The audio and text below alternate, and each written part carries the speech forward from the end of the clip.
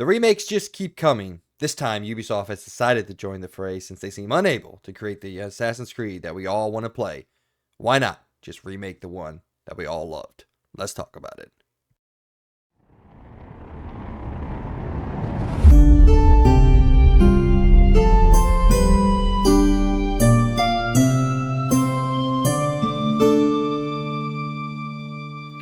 Good morning, evening, or afternoon. What's up, everybody, and welcome back to your regularly scheduled programming of the XP Podcast. This is episode 57 for the first week of July 2023. As always, I'm your host, Mike Z, and joining me once again, every time, all the time, the Birdman himself, Logan B.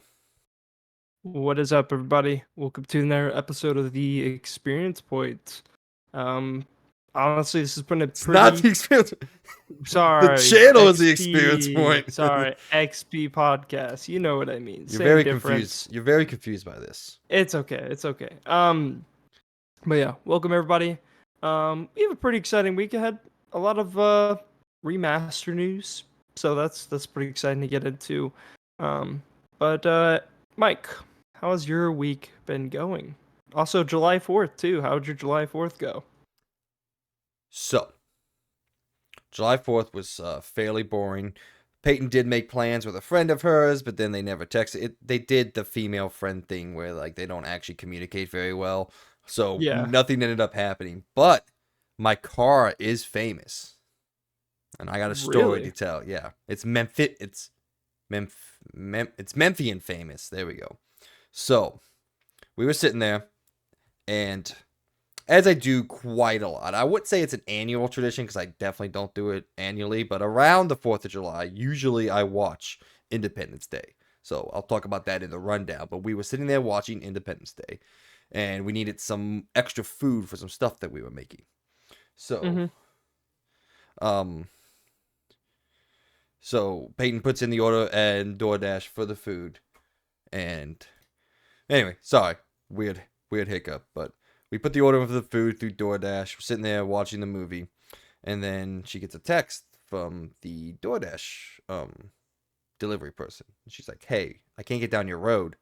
The cops have the road closed." And we were like, "What?" So we kind of walk out, and we look down. Well, we didn't really know what was going on to get to, the conclusion of the story. There was a lethal shooting right down the road from our house. You know, at that like little T-junction where you turn into our road, like our actual proper road. Yeah, that was all blocked off. So we were like, oh damn. So we hopped in the car, and we drove down there, and we were talking to the cops, trying to get out so we could go meet the DoorDash driver. And this never works, but I'm gonna try it again. I got a picture here, and apparently there was the news outlet. They were taking pictures of the event. So there's my car just chilling at the front screen of Fox 13 News, talking to the cops, trying to go get my food. So that's amazing. He eventually let us out, and we were able to go again. We came back through. They were all really cool about it. So, but we were just like, hey, so we got some food we already paid for. Is there any way we can get it? Because they had like the police line and everything. And we're like, hey, can we like get out and we'll be right back? He was like, yeah, that's fine. So he was real cool about it. Peyton thought he was hot, so well, I don't care. So he was pretty good looking. So but yeah, no, so that was interesting. And I keep thinking, I'm like, obviously I do not condone really any breaking of the laws at all. It's very easy to stay within the laws of society as humans and all that. But if you're gonna do it, if you're gonna shoot someone, 4th of July is probably the good time to do it, because you'll cover up the sound of it fairly well. So credit to him. I definitely did not get away with it. I'm pretty sure they caught him. So, but solid effort. I'll give you a B for effort on that one, sir. But yeah, so that was interesting. It was funny as heck. And then when it started popping up, we were on the news. I was like, hey, the vibe's famous. Let's go. So anyway, how was your 4th of July and your week, man? Other than that, by the way, my week was very boring. Work's been hectic and hot. So, well, actually, the past 2 days it's been pouring down rain the entire time I've been there. So that's been really super not fun. Because of course, Well, there's that one old lady that's like, I need 10 bags of mulch. I'm like, it is pouring rain. What are you gonna do with the why do you? mulch? Yeah, I know, right? But so I'm gonna anyway, put it sorry. down in the middle of Yeah. this rainstorm. What do you mean? So anyway, how did you um, see anything blow up? well, so I didn't actually celebrate July 4th on July 4th. I celebrated on Saturday, which was what, July. Oh, that was July 3rd. So July 3rd is when I celebrated July 4th. Um, and yeah, that was no, wait, that was on a Tuesday. Now I'm getting lost. No, never mind. It was July 3rd was on a the Monday. first. July 1st That was was a when I, Saturday. yeah, that's when I celebrated. Okay. So yeah, I went down to my parents, hanging out with some friends, drank a little bit. It was a good time. Uh, we did end up shooting some fireworks. But as tradition, something is bound to go wrong. And basically, every year I've learned from my mistakes. I understand like you need to put a lot of weight around these fireworks because they could fall over, they could shoot back at you. This is stuff that people should know out there. By the way, don't put a freaking mortar without anything keeping it steady because if not, it's going to fall over and shoot right at you. And to say the least, having a mortar blow up pretty close to you, not a good time. So my dad decided to buy this big pack of fireworks, like always, and he got these three ones. It was ketchup, mustard, and relish. That's what they were showed up as. Dude, I was so frustrated after this. I put down, I think it was like ketchup or whatever. I put it down.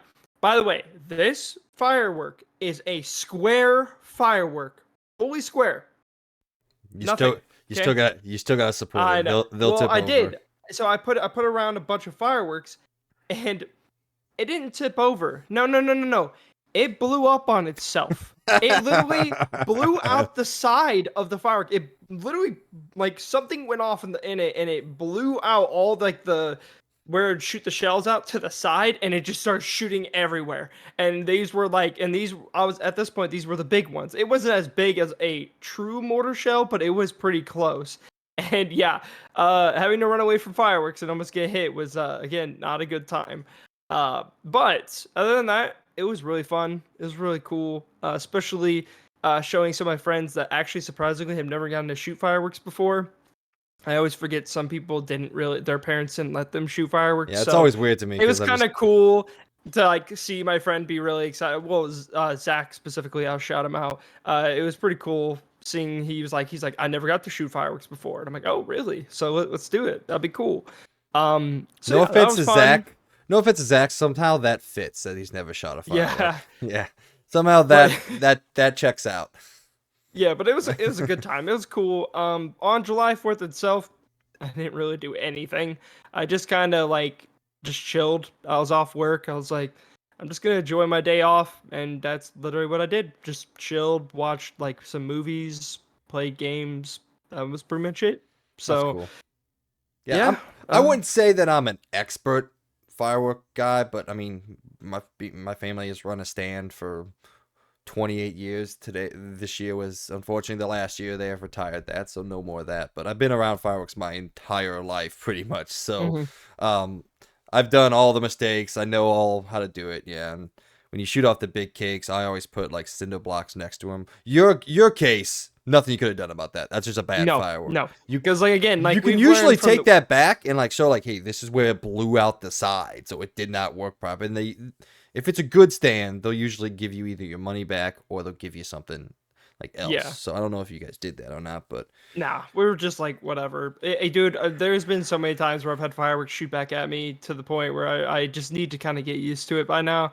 But it was just very like I just did not expect it to happen yeah, because I've been really good with making sure it's completely steady and will not fall over, just to have it literally blow up on itself. Because I was like, everyone was like, "What did you do? Did you not keep it steady?" I'm like, "I literally did. Like it's a square. It shouldn't be falling over like it did, but no, it blew out the side. I literally walked up to it and like all of it was like like pushed through the box, and I'm like, what happened?"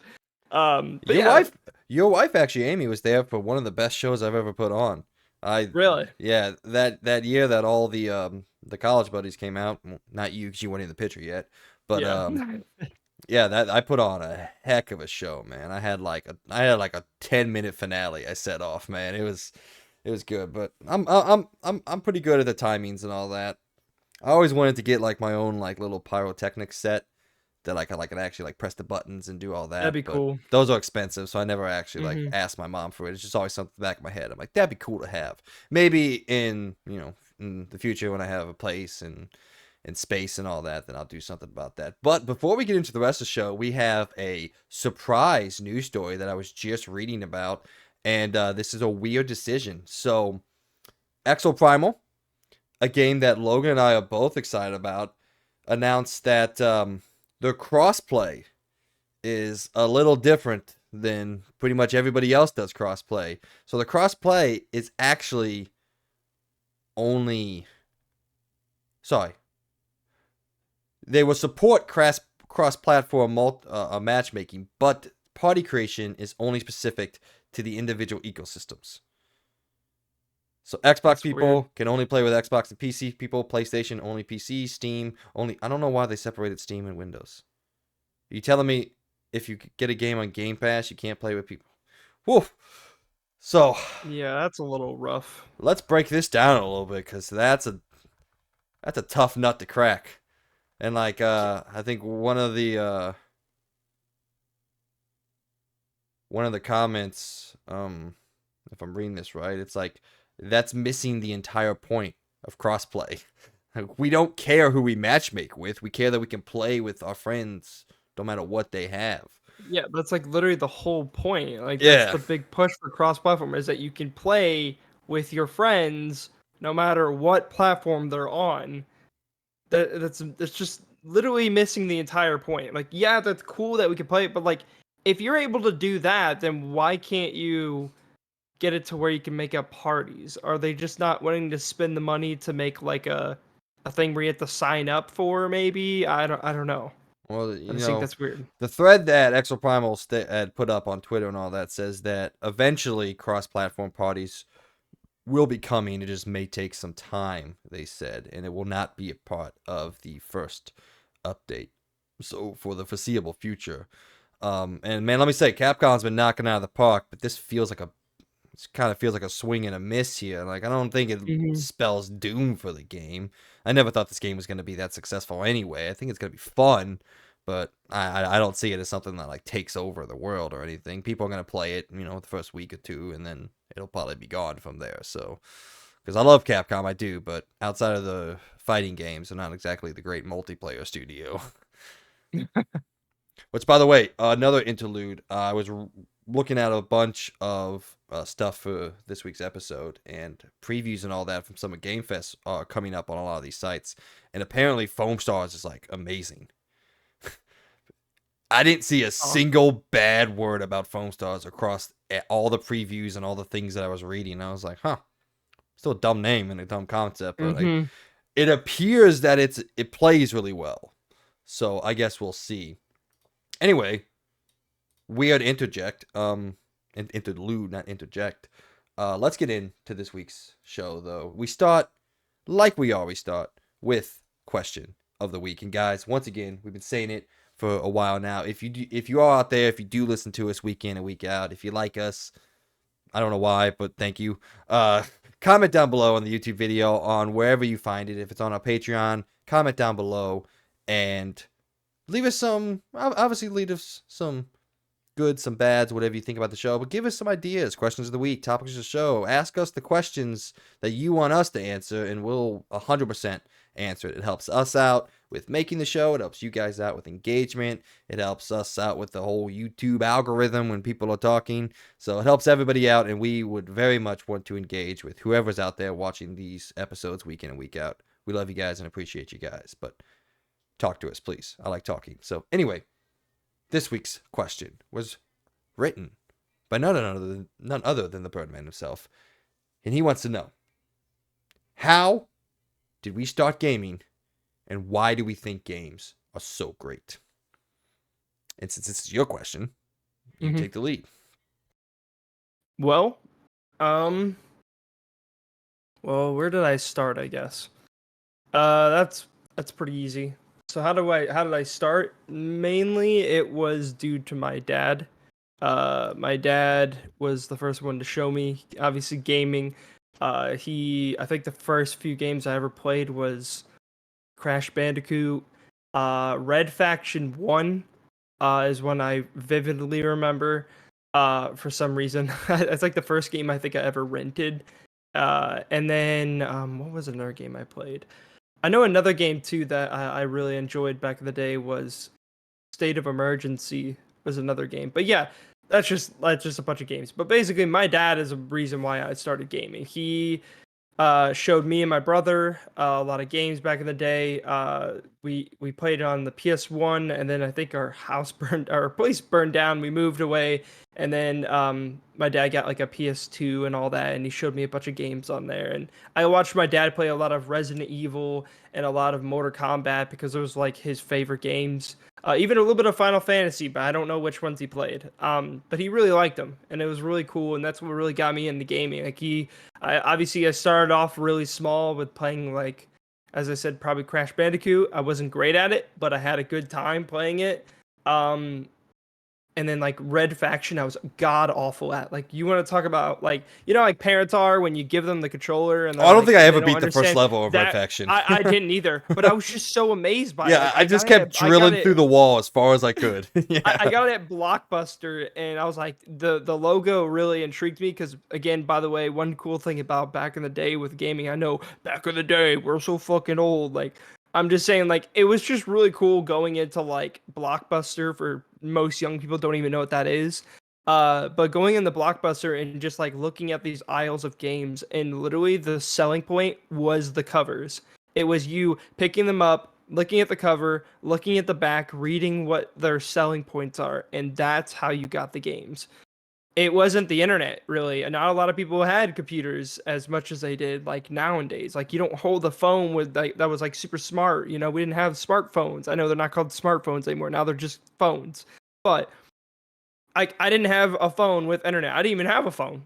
So I had no way to like look up reviews. I had no way to look up if a game's good or bad or anything. And so when I went to like Blockbuster, that was especially one good thing that got me into gaming was just being able to go and try different games, just picking up games and just kind of figuring out what I enjoy. And I honestly think what makes video games so great is just the escape of reality, basically. It's just like you get to live another person's life or live like a fantasy. And honestly, gaming's only getting better and better with that, where there's more and more believable worlds, more and more believable things. And also, just in general, it's just fun. In some ways, some people may Well, think of it as a sometimes it's time not fun, waster. but Yeah, sometimes it's not fun, but some people may look at it as a time waster, which is fair. Like they just want to play Call of Duty or they just want to play sports games. That's fine. I'm not here to judge you with that. That's why I like video games. It's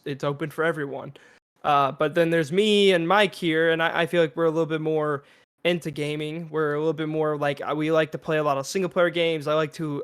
It's basically like this is like my book or my TV shows. Like this is my favorite hobby of all time, close to photography. I think this is easily my favorite hobby. I absolutely love just literally playing games and enjoying these stories, and then sometimes even just getting on and playing with my friends, whether that be Call of Duty or a game I'm going to be talking about soon. Like it's just, I don't know. It's kind of a little bit of everything, and that's why I think why video games are so great is has so much variety and choice where literally no matter what or how experienced or not experienced you are, you can find something in gaming, and that's what's so great. And you could say the same thing about TV shows and that too. That's kind of how I compare it. It's like a TV show. Like you go to watch a bunch of shows. There's so much variety in that. That's what video games are. They've grown so much, and that's why I think it's just so great. It's just like you could do or be whoever you want and live any kind of life you want in this virtual world, basically. So that's yeah, my end of my. I think honestly, um, I think anybody that says video games are a waste of time or the age-old additive, you're childish for playing video games, especially if they say that in 2023. I immediately say you don't understand them. I want someone to play the first 20 minutes of The Last of Us and then tell me that games are childish. Like, games are, in my opinion, the ultimate art form, and I'll explain what I mean by that in a second here. Before I answer the question, I did have a thought, though. You mentioned Blockbuster, and of course, we both grew up in the Blockbuster era. I lived a little bit longer in that era than you did. Hmm. But do you have any sort of recollection of what is the most rented game that you had? Well, your parents rented. I didn't rent a single thing. My mom rented everything. Do you have a Hmm. recollection of what your single most rented game was? Because there was one game that I rented over and over again all the time, and I always send my mom, which I never knew. I never know why I didn't just buy it. I don't ask me why. I just kept. I rented it at least 10 times, Really? which is more than the game would have cost my mother. So Jesus. mine is WWE SmackDown vs. Raw 2007. I That was a loved yeah, 2007, dude. and The last good one, in my opinion. That well, one, well, SmackDown vs. Raw 2008. 10. I was gonna say 10. I like 10 too. Really, I didn't play 2010. I played 2007, 2008, and those games are like masterpieces Dude, when it comes to wrestling games. 2007 is a banger of a video game. I know everyone's gonna Hmm. say, "Oh, well, WWF No Mercy." It's like, yeah, it's also really great. I played that one, but there was something about SmackDown vs. Raw '07 that I Well, love. it was And so cool too because before then, it was always just Raw or just SmackDown, and then when those started to come out and they combined both of them, it was so hype because I mean that was my childhood. I loved wrestling when I was a kid. It yeah, was just I remember all the freaking wrestlers. I just loved watching every bit of it. I didn't watch WrestleMania because at that time my parents were gonna pay money to go watch that, but I did actually go to a couple shows like in St. Louis, and I was just like, I don't know that yeah that game was wait, hold awesome. on. Did we? I went to a show in St. Louis too, and I Oh, you know did? exactly what show it is. Did we go to the same show? I bet we did. I guarantee. 2005. Yes. It was the first time that WWE did their draft, and John Cena was the number one draft that came over to Raw. And I Oh yeah, yeah, remember yeah. and I remember this so well because I realized how much they quiet the crowd noise in like the broadcast. Because I Hmm. remember the moment his music started playing, I didn't hear the rest of his song because everything was so loud. Because the entire arena blew up. Because it was like this crazy thing that John Cena was coming to Monday Night Raw that was unheard Yeah, of. yeah. And I was at that show, and that's one of my coolest memories actually of like my life. I absolutely will never forget that moment. So it's a good possibility that you and I were before we ever met, before we ever went to college or anything. We're in the same arena. Actually, there's I probably a lot guarantee it. because we both grew up around St. Louis, Yeah. so I'm sure we went to Cardinals games and not met, but we were in the same area Hmm. probably quite a few times. But yeah, it's cool. Anyway, okay, how did I start gaming? Mine's kind of similar to yours, other than like one thing. Obviously, Oh yeah. my Did you want me to answer what my most rented game was real quick? oh my bad, sorry, I didn't even we my got bad. so into wrestling. All right, we did, I my didn't bad. even get to answer that.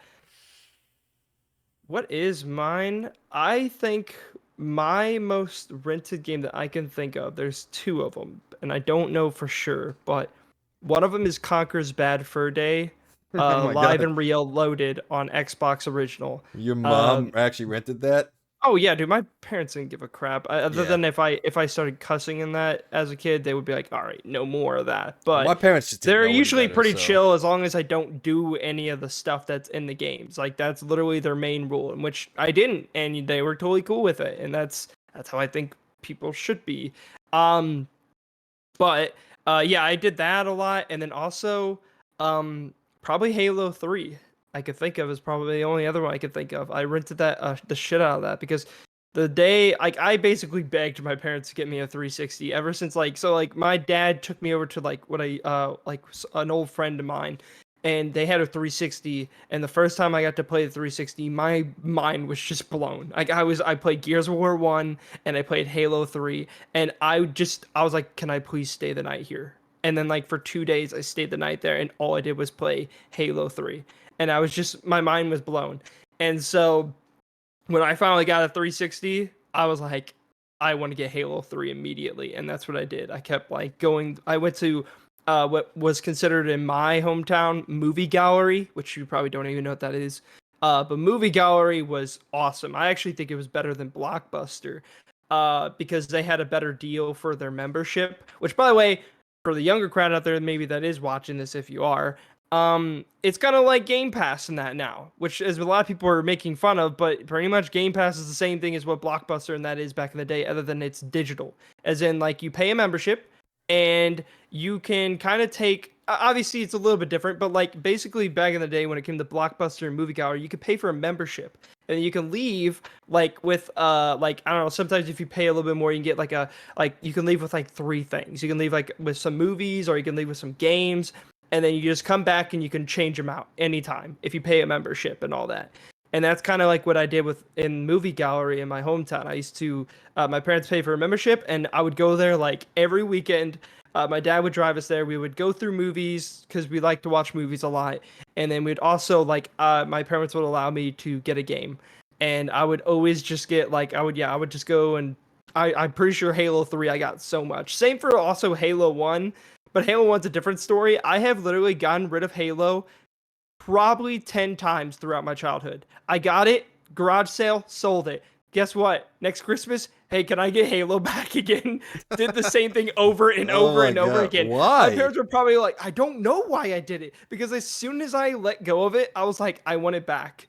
So I don't know why I did that as a kid. I thought that was so dumb. But every time I got rid of it, I was like, I want a new Halo one. I want it back. And That's so I funny. did. I kept doing that over and over again. It was hilarious. But that's probably the most bought and sold video game I have. Is probably Halo 1. So My second most rented game is probably Metal Gear Solid 3. I remember renting Metal Gear Solid 3. It's funny that you mentioned the 360 because the PS3 is actually the very first console I bought with my own money. really, And I thought of a story when you were talking about like kind of parents, like our parents at that time, not really knowing really anything about the industry or anything like that. It's gonna be really weird when I get my own kids and like they start playing games. I'm gonna be like, look, you can't trick me, man. I know what this stuff is. So, and I remember vividly got the first God of War. So 05, I would have been 13, I think, around then. So older, not as much lockdown, but still they didn't want me exposed to a whole bunch of stuff. And I remember I didn't know if I didn't know my mom was home, and I was playing the interactive sex scene part. And she walked through the door, and I just rushed and grabbed the remote and turned the TV off. And she was like, "What are you doing?" I'm like, "Oh, I just got done playing." And then I turned it back on, and of course I had failed. But I was just like, "She's not walking in on me doing this right now." Dude, that's people may not want to admit it, but we've all been there in some way or form as a younger person. Like Oh. it happens. You're doing something in the game that you do not want your parents to know you are doing, because there was no way that if she walks in seeing that, she's like, "Yeah, you can play this game. It's fine." I know, right? So mom, if you do listen to it, which I know you do not, because you do not care at all about gaming. Yeah, that's a fun story. Maybe I'll tell it to you when I'm 40. I don't know. Yeah. But all right, to answer the question of the week, how did we start gaming? How did I start gaming, I guess? It's very similar to yours with a slight difference. It is through my dad, although my dad is nowhere near the gamer dad that yours is. He doesn't ever play games anymore, but he did back in the day. Doom, the original Alien vs. Predator game. We played that a lot, and that kind of just steamrolled into them getting me, originally an SNES, then a PS1 was the main one. I didn't really play SNES too much because I didn't really understand the games. I was still pretty young. And then I went into PlayStation, and of course I was the douchey sports guy. Well, I guess Madden wasn't bad at all back then. Madden was actually really good back then. But yeah, I played football, I played baseball, I played all the sports games, and it wasn't until Final Fantasy VII that I discovered something inside of me that I was like, "Oh, I like this. I like this stuff." This is, again, I do not think I ever as a kid finished Final Fantasy VII, because like it's not an easy game. Like the game challenges you and all that. So I don't ever think I beat that when I was a kid, but I knew that I liked something here, and I kept wanting to play it. And I was like, I like these characters. I was reading everything, and I harken back to, I think that's what started me down the path of like my single player narrative adventure, which leads me into segue pretty well. Why do I think video games are so great? And I'm gonna take a little bit of a different approach to Logan. Video games are great for all the reasons that he said. They're escapism, they're beautiful, they're fun.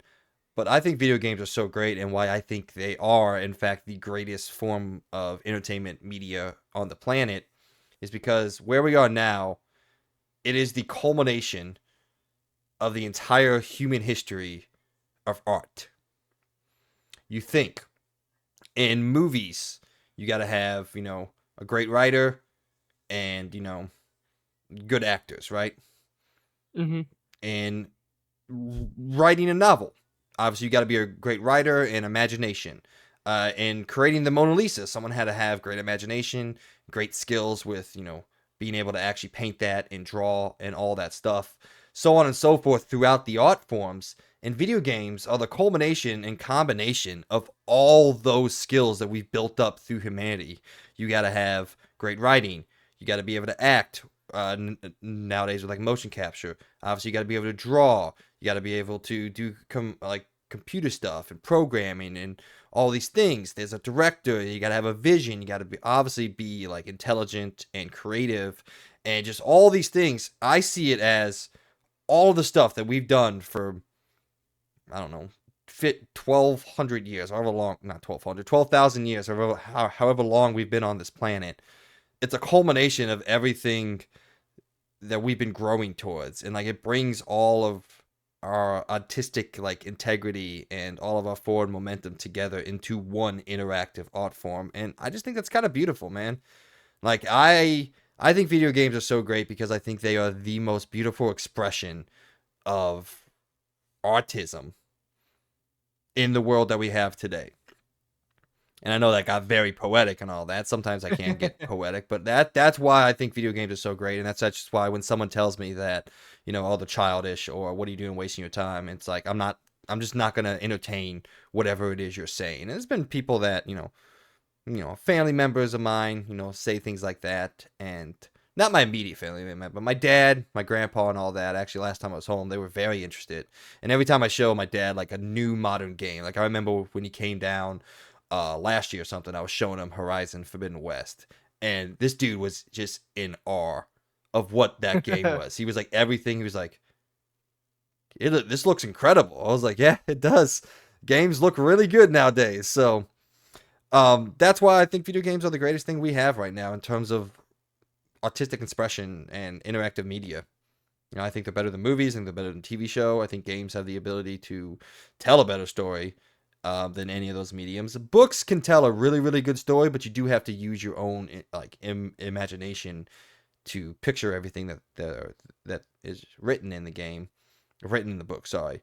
So like that's a little bit of a leg up there, but I do think video games are the definitive art form in our modern society. So, all right, that was a good question. I really liked that when you told it to me the other day. I was very excited to talk about all that. So Yeah, I think it's interesting yeah, to hear what everyone else, like everyone's opinion or like what they think, and that's why it's great.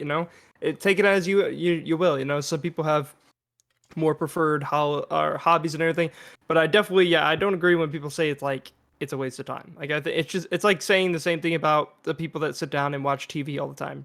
You're telling me that's not a waste of time? So that's what I'm saying. I think none of it's a waste of time. It's just you enjoying art the way that you want, and that's cool. And also, everyone should have their own hobbies. I don't think anyone should tell people what they should or shouldn't like. If you are, sorry, I punched something. If you are enjoying something that you are doing, to me, it's not a waste. Well, okay, let me back up. If you're doing something legal, I know some people out there get enjoyment out of like stabbing people to death. That's not okay, obviously. But like if you're doing something within the legal boundaries of human society that you enjoy, anyone that tells you you're wasting your time should be punched in the face by somebody, not by you, because that's illegal. But somebody else should do it. Maybe pay somebody. Don't do that out there, people. Don't pay people. But all right, man.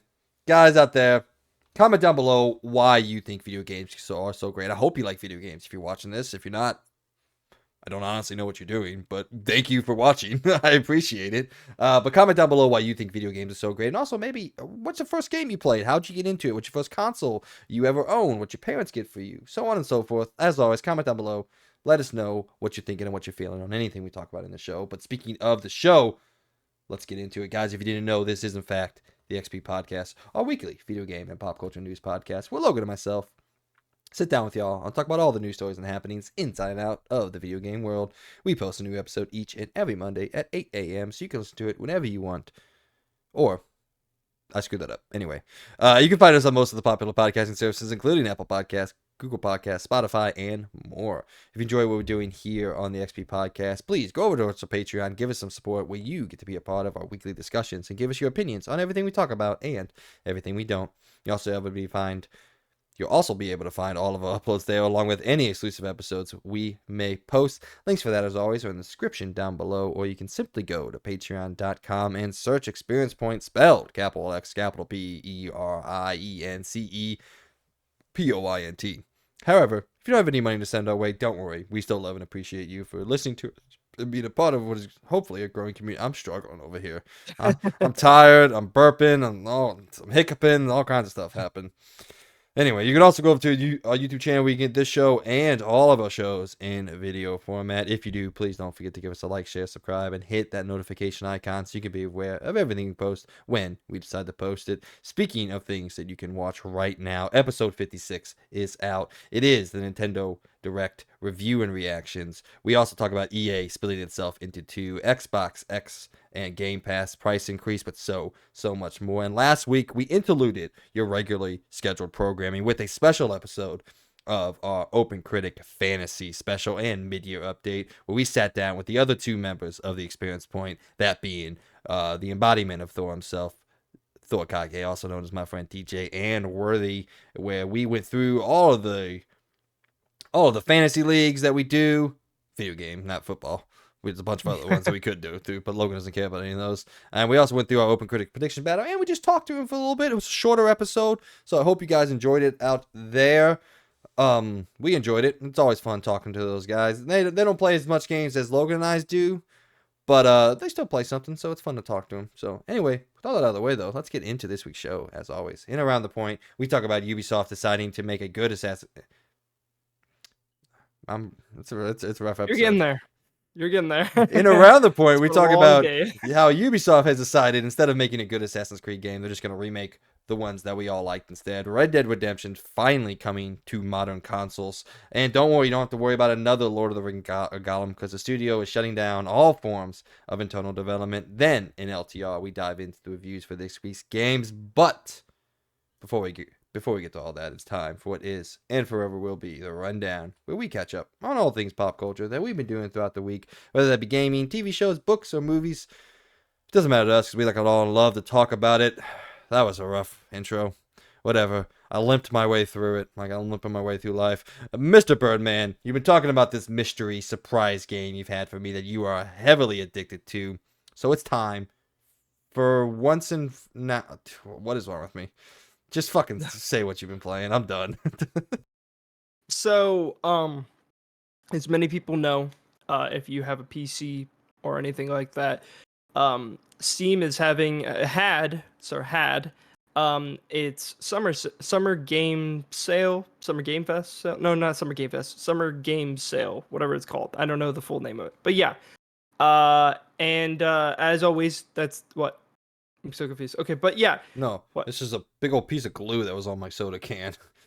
Oh, I was like, I thought that was just like metal that you ripped off your can. I tried it tried to go in my mouth. I don't know why. It looks like kind of like a tadpole. You know what I'm saying?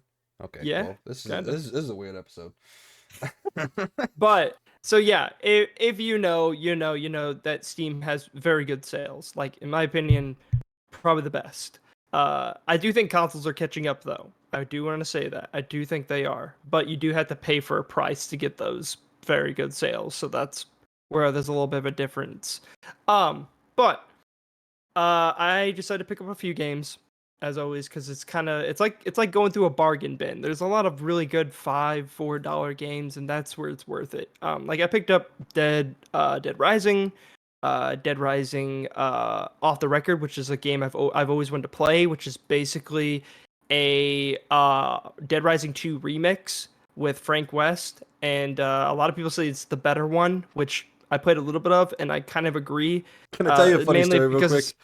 Yeah. When I read the document and you put Dead Rising Off the Record, I'm not a Dead Rising fan, so I'm not in the loop. I thought you meant like you did it off the record, and I was like, I don't know. Oh, I was like, that would been I hilarious. don't know what that means, Logan. What are you talking about? How do you play a game off the record? Or, like, do you put it on here, but you're not gonna talk about it on the show? I So put classified. No one yeah, can know. No one can know. you just wrote something and then redacted it with a black line. We've been getting Yeah. a lot of redacted stuff with all the FTC stuff going on, so that would have been on point. But Yeah. so that was me not knowing anything about Dead Rising because I don't care. But Sorry, I didn't so mean to I'll interrupt. talk about that in a second. But let me get to the surprise game that I've been holding off on. I picked up this game for $10. Because again, I'm gonna bring up again Zach. He has been talking a lot about this game. I kind of knew about this game, so technically I've already played this game back in the day a little bit, but I didn't really actually play it that long. I got to the tutorial and stopped. But the game is Deep Rock Galactic. This game, dude, I've been absolutely addicted to, and for the past like week or so. We even have a Discord channel that we made specifically for this. In this game, dude, I'm telling you, is fantastic, especially for $10. That's a steal because not only is this game just super addicting, but it has so much progression built in. It also has, wait for it, it has a battle pass, but guess what? It's free. It's just built into the game. It's a free little battle pass. They don't call it a battle pass, but basically it is. And you get a lot of cosmetics. And guess what? There's no microtransactions. Not a single one. The only microtransactions they have is skins that you can buy, and they're like supporter packs. But all the good stuff in the game, like all the good cosmetics and all that, you have to earn through playing the game. Holy crap, everybody. Did you hear that? 2023, we have a game that literally doesn't make you have to buy microtransactions to get stuff. Whoa, holy crap. And wait for it. They're still updating the game. This game's been out for a while, and they're still updating it, still adding new stuff. I mean, I'm telling you though, this game is awesome. It's so much fun. There's so much variety in its missions. I played for a week and I still haven't even gone through all the mission types. It's randomly generated every time. It's super addicting. It has an insanely good class-based system where there's like the gunner, there's a miner, there's a scout, and then there's an engineer. And literally, they all work so well together. And all of my friends have their own favorites. For me, I'm the gunner. I really love being the minigun guy. I don't know, it's just really fun. And then, we have Zach, he's the miner. And then we have my friend Cooper, which is playing as the scout. And then we have some other people that join occasionally and do engineer. And again, dude, I'm telling you, this game is so addicting. I put like 20 hours in the past week just playing it. It's so much fun. It's a great game. It's totally worth it if you can pick it up for $10. Even if it's more than $10, I think it's worth it. Like this game is literally, I did not expect to like it as much as I did because here's the thing. I actually played this game, I think about a year ago. I played it on the Xbox because it's on Game Pass, and I tried it out, and I like the tutorial, but the problem with this game, and I will admit this is a problem, it's more that you can't play this game by yourself. It definitely is more of a game that you should play with friends. Can you play by yourself? Yes. They do give you a bot that can help you and is very useful in my opinion, but the charm of Deep Rock is with playing with people, which I know a lot of people say playing with friends makes it better, but I think the way that this game is built, it is definitely way more about playing with friends, especially like the hub area that you have. There's a lot of fun stuff you could do with your friends. It's definitely very well built. Like especially you could buy rounds of beer to give to your people. They don't really do much for you, but it's just a fun thing, and it's just also has a lot of fun comedy side to it with like constantly you'll hear people yell rocks and stones, like that's literally the whole thing, dude. I'm telling you, this game is so good. It is so much fun. I've been playing a lot of it on my PC, and I also tried it on Steam Deck, and it runs flawlessly on the Steam Deck. It is so much fun. I love it. Like I literally haven't been this addicted to the game in a while, and it kind of got me back into gaming because literally it's so much fun. Like I've just been really addicted to it. So yeah, here's a surprise. I wanted to kind of hide it from you. I know it's not like a whoa, super crazy, but I thought it was pretty exciting, and it's something I surprisingly have been really addicted to. So Oh, it's cool. Yeah, 10 out of 10 on Steam.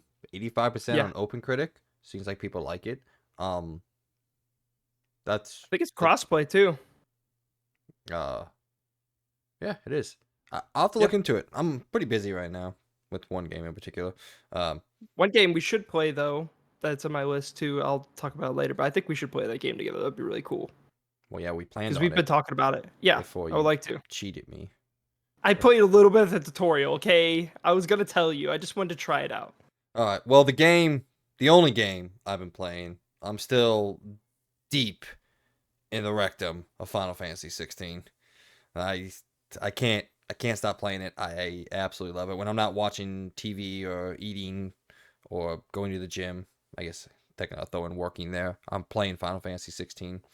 But I did want to do something that I don't think I've ever done on this show. And I talked to Logan before we recorded and all that, just to make sure he was on board with this. We are partners in this, so I want to make sure I don't say anything that's going to ruin us or anything. I want to put my foot down on something. And before I get into what I've been doing in the game, I did want to make this statement. And like I said, I don't think I've ever really put my foot down on anything. I'm a huge proponent of letting people think the way they want to think and feel the way they want to feel. But there is a very loud minority, I'm not going to say majority, there's a loud minority of people saying that this game isn't a Final Fantasy game. And what I have to say to that is, if you think that, I 100% think you have no effing clue what you're talking about. Maybe you played one Final Fantasy and you think that encapsulates the entire series. I don't know where you're at with that. Maybe you're just a hater and you're trolling, probably. But if you say that, I am telling you, you are wrong. From a guy that has played not every single one, I'll give you that. I haven't played 11 or 14. Is that it? Haven't played 9. Sorry, I skipped over 9. So I've not played 3 out of the 14, so I'm not a pro over here, my bad. So this game is Final Fantasy at its core. At its molecular core, from the character writing to the presentation to the story to the music, to everything, it is a core Final Fantasy game, and it's one of the best ones we've gotten in a long time, if the entire franchise. So I just wanted to say that that's not really. I'm not even going to call that my opinion. I'm going to call that the ifto fact of the reality that this game is a Final Fantasy game at its bare bones core. And because, guess what? That's what makes the franchise in the series so awesome, is that every single one of them is different in some aspect, in some way, whether it be the gameplay, the leveling up system, the equipment system, how you interact with it, the world design. Every single game that has ever come out, I can go through the list of all of them if you want me to. I don't really want to do that, but I can do that, is different. And that's why the franchise is so good. That's why it's lasted for 30 plus years. I think it's 30. Yeah, 1991 was the first one, I think. Anyway, that's just what I want to say on it. This is Final Fantasy at its core. It's a fantastic Final Fantasy game. Logan, I know you had some reactions when we talked through this offline. What do you want to say? I was just gonna say that like I know I haven't played a lot of Final Fantasies, but I already knew the fact that like all the Final Fantasy games have always been different in some way. They've never been the exact same. And I just think it's such a dumb argument to be like, that's not Final Fantasy. I'm like, but then you would probably say the same about the last one, right? That's not Final Fantasy. Then what is your Final Fantasy? Because I'm sure Final Fantasy 1 is different than Final Fantasy 7. So would Final Fantasy 7 not be Final Fantasy? Would Final Fantasy 14 not be Final Fantasy? Like, I'm just confused here because, like, that's the point. They're all supposed to be different. Like, if they made them all the exact same, then there's no They progression. wouldn't There's have no gotten to change. 16 if they made everything the same thing. I may not even be a Final Fantasy fan, but I know that like that's the point. You may not like this Final Fantasy, and that's kind of true about all Final Fantasy fans. I think every Final Fantasy fan has their favorite, and that's cool. But you can't go and say one isn't Final Fantasy and then the other one is when they're all different. Then everyone could say every Final Fantasy other than the first game is not a Final Fantasy game because they're all different. So like, what? I just think that's a dumb argument I at that felt, point. Like I think that is objectively wrong. yeah. There you go. Thank you for joining me in my Yeah. objectiveness. Yeah. I did feel kind of good about myself. I silenced somebody on Reddit. I didn't kill him or anything like that. Oh my Jesus! He just didn't comment back to me because I kind of won the Yeah. argument, and he was focusing on, oh, the combat's not Final Fantasy because it's not turn based, and I was like, okay, well, first of all, I got you because you're dumb. The last Final Fantasy's true turn that was true turn based combat was Final Fantasy X, and before that was Final Fantasy III. So if you want to say Final Fantasy is turn-based combat, you're talking about 4 of them. Because technically, Yeah. by the definition of turn-based, it means you can put the controller down and leave for 2 hours, and you come back and you'll be in the exact same place. That hasn't happened, as I said, outside of 10 since Final Fantasy 3. Final Fantasy 4 introduced the active time battle system, and if you put that controller down and you walk away, you'll be dead by the time you come back. It's not true turn-based and hasn't been for a long time, like I said, outside of 10 for 20 years. So I kind of silenced him. Again, didn't kill him, but I made him not comment back because he wasn't going to win that argument. But, all right, man, I want to get away from the hate. I feel like you need to play this game. Again, I don't think you're going to like it as much as I do because there are some things that are not wrong with the game, but not fantastic. And I'm talking about outside the performance. The performance is quite frankly inexcusable for a game that clearly cost this much money. I don't know what the hell went wrong. Like, all the news stories were talking about how the game was content complete over a year ago and they were just polishing. Well, I don't know what they polished, but it was the wrong rock. I don't know. I know, right? I don't know what happened there. So that's just inexcusable in 2023. Like, if the ambition, like we talked about, I think it was last week, maybe it was the week before, if the ambition outweighs the performance, then that's fine. And while I think visually the ambition here is off the charts in ways that we've never really even seen before, some of the things that this game shows you and lets you do, specifically in boss battles, like the actual just world design is not overly ambitious. Like, the game should be able to run at a complete locked 60. There's no excuse. If Horizon Forbidden West can run at a locked 60, which is a better looking game than this game should be able to. So that is my one true negative and takeaway. But yeah, man, this game is flawless in a lot of ways. Its combat, I think you're gonna love. It kind of tugs the middle line between like Devil May Cry and Final Fantasy VII Remake combat. Like, it's not as deep as Devil May Cry. It's not as heavily combo based. Like, there is a lot of combos you can do when you really start to dig into it. You can juggle people, you can keep them up in the air, but it is a lot of work to do that, and it's definitely not as minimalistic as Final Fantasy VII in the grand scheme of things. Like, I love Final Fantasy VII combat, but it's not that same thing. This is full on, no pausing. It's the first time we've ever seen a Final Fantasy game you not be able to pause the game at all. This is full on, in your face action RPG combat, and it's fucking brilliant, man.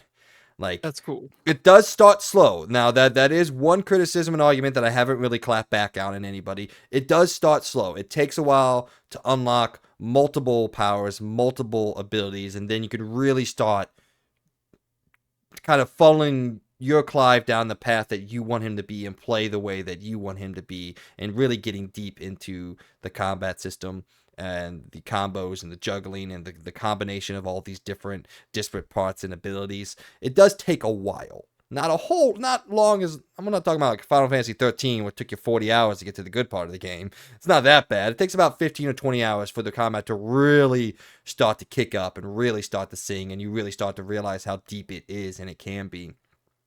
So, but throughout that 15 hours that, you're really waiting for the combat to all come together, the story and the characters is carrying this game throughout the entire runtime. And I do have one correction for myself. I said in episode 56, my initial impressions were the side quests are pretty darn bad in this game. I want to actually backtrack on that. While they don't ever get intriguing from a gameplay perspective, all the side quests build on each other. And if you get as much... Sorry, let me restate. You get as much from them the more you put into them, or as much as you put into them. Like, there's this one character in your little group that has like 5 different side quests that all build on each other and build up to this actually pretty decent main story-esque quest that you go on to close out his storyline. And that pretty much happens with a lot of the characters that are kind of along the ride with you. And they keep building on each other. And through the side quests is how you unlock, more. I don't want to. I'm trying to not say anything like stupid spoilers or anything, but like do the side quests if you want your character to get the maximum potency. I'll put it at that. Yeah. Like you get upgrades and you get a lot of things from doing these side quests. And there's one in particular that is, in my opinion, a must do. And when you do sit down to play it, Logan, I'll tell you exactly where that one is. Because I know you're not a huge do everything in these type of games. You're kind of a mainline guy. And most things, not all the time. Every once in a while you sink into it. But you more mainline things than I do, something like that. I get lost in translation when I play these games. So I'll let you know which one you have to do, especially for like how you move around the world and everything. But I cannot wait to sit down and do the review with you. I thought I was going to be done, but this game just keeps going and going and going. Like I thought I was going towards the end. There was this huge boss battle. That was the big culmination of everything. It was a 3-stage fight. Now Peyton was watching me. I was like, yeah, this is it. This is the end. And you get done with that fight, and then they set up the actual final conclusion. So that's where I'm at right now. I'm 97% done with the game, 65 hours into it, 66, I think, something like that. And if this Final Fantasy doesn't do it for you, Logan, you're never gonna like one. Like it's just that's fair. Like if this one isn't yours, then none of them are ever going to be yours, because this is the closest it's ever going to get to a Logan game. And like I said, I absolutely fucking adore this game. I think the story is riveting. The lore behind everything is awesome, and a lot of the things that the game does. Like I was sending you some kind of like Snapchats and all that throughout my experience and everything. Like the amount of effort that was put in on the development side to make sure the player understood everything that was going on is a breath of fresh air, especially in open world like RPGs. Because how many times, Logan, have you been playing an open world RPG and a cutscene happens and this character comes in and you do not remember who that character is? You have no clue, and you're like, this seems like it should be important, but I cannot remember who this person is. Yeah, it's happened a few times. Yeah, there's this thing that this game does called the Active Time Lore, or ATL, because Japanese people love their acronyms. And what it is, you hold down the middle button on what's it called, the touchpad. You hold down the touchpad, and it brings up little iPhone little circles, and it has all the characters and information relative to the scene. And you can do that at any point in time in the game, whether you're in the middle of gameplay. You touch it, it'll bring up the character you're playing as, the characters in your party, and the location that you're at, and its importance to the world. If you're in the middle of a cutscene, you bring it up, it'll bring up the location, the important characters, and everything. So if you just put in a little effort, you will never be lost with anything that happens. And outside of that, there's a whole character in your little group based around giving you detailed information of everything that's going on in the world, all the different intrigue, all the battles, all the different kingdoms that rise and fall, everything that goes on. You can always access that when you go back to the home base. And then on top of that, lady, there's another character that you can always talk to that gives you all the lore that you've ever seen throughout the game. Maybe there was a scene that you did pull up the active time lore, so you missed a little excerpt on that character. You can go back to him. It's right there. And the game lets you know whether you've read something or you haven't read something. And it's such a good system, Logan, this active time lore, that I will actually be disappointed if this isn't the standard going forward. Because there's so many times where I'm just playing the game, well, sometimes I'm watching the game, and I'm like, I want to know what's exactly going on here. I'm a little lost, and there might be one little bit of information. Hold down the touchpad, boom, there it is. A little excerpt right there lets me know exactly where I'm at, what's going on, any updates to the characters and all that. It is so good and so well thought out, and I think this game does everything it possibly can to make sure you know what's going on, why everything is important, and you're not lost ever. And I honestly think it's brilliant. That's one of my favorite systems they've introduced, and I think it should be something that games look at as, this is what we should take from this game from here on out. So kind of reminds me of like, it's like the Amazon Prime little that's X-ray literally thing. what I was gonna say. And it's the exact same thing. Except instead of explaining to you what's going on in the show, that just explains to you like the actresses and all that are in the show. This explains everything that's happening in the scene. And it's so good, man. I think I understand this Final Fantasy story because of that so much deeper than a lot of them. And man, I can't wait for it to be done. I do plan on actually playing through it again. There's the trophy that you get for. Oh, by the way, New Game Plus, day one, it was in there, and it's actually a really, really good New Game Plus. It allows you to further upgrade. It changes up boss encounters. It changes up enemy encounters throughout the game, there's a whole like brand new weapons and upgrades and things that you can get during new. It's a extensive New Game Plus, like playthrough, and it's there day one. You beat God of War. You didn't beat God of War on the RPG, but you beat God of War in the New Game Plus, because Yeah. that is a criticism, quote unquote, that you could say the RPG elements are very pared back here. You know, your weapon and gear system, you craft the best thing, you move forward.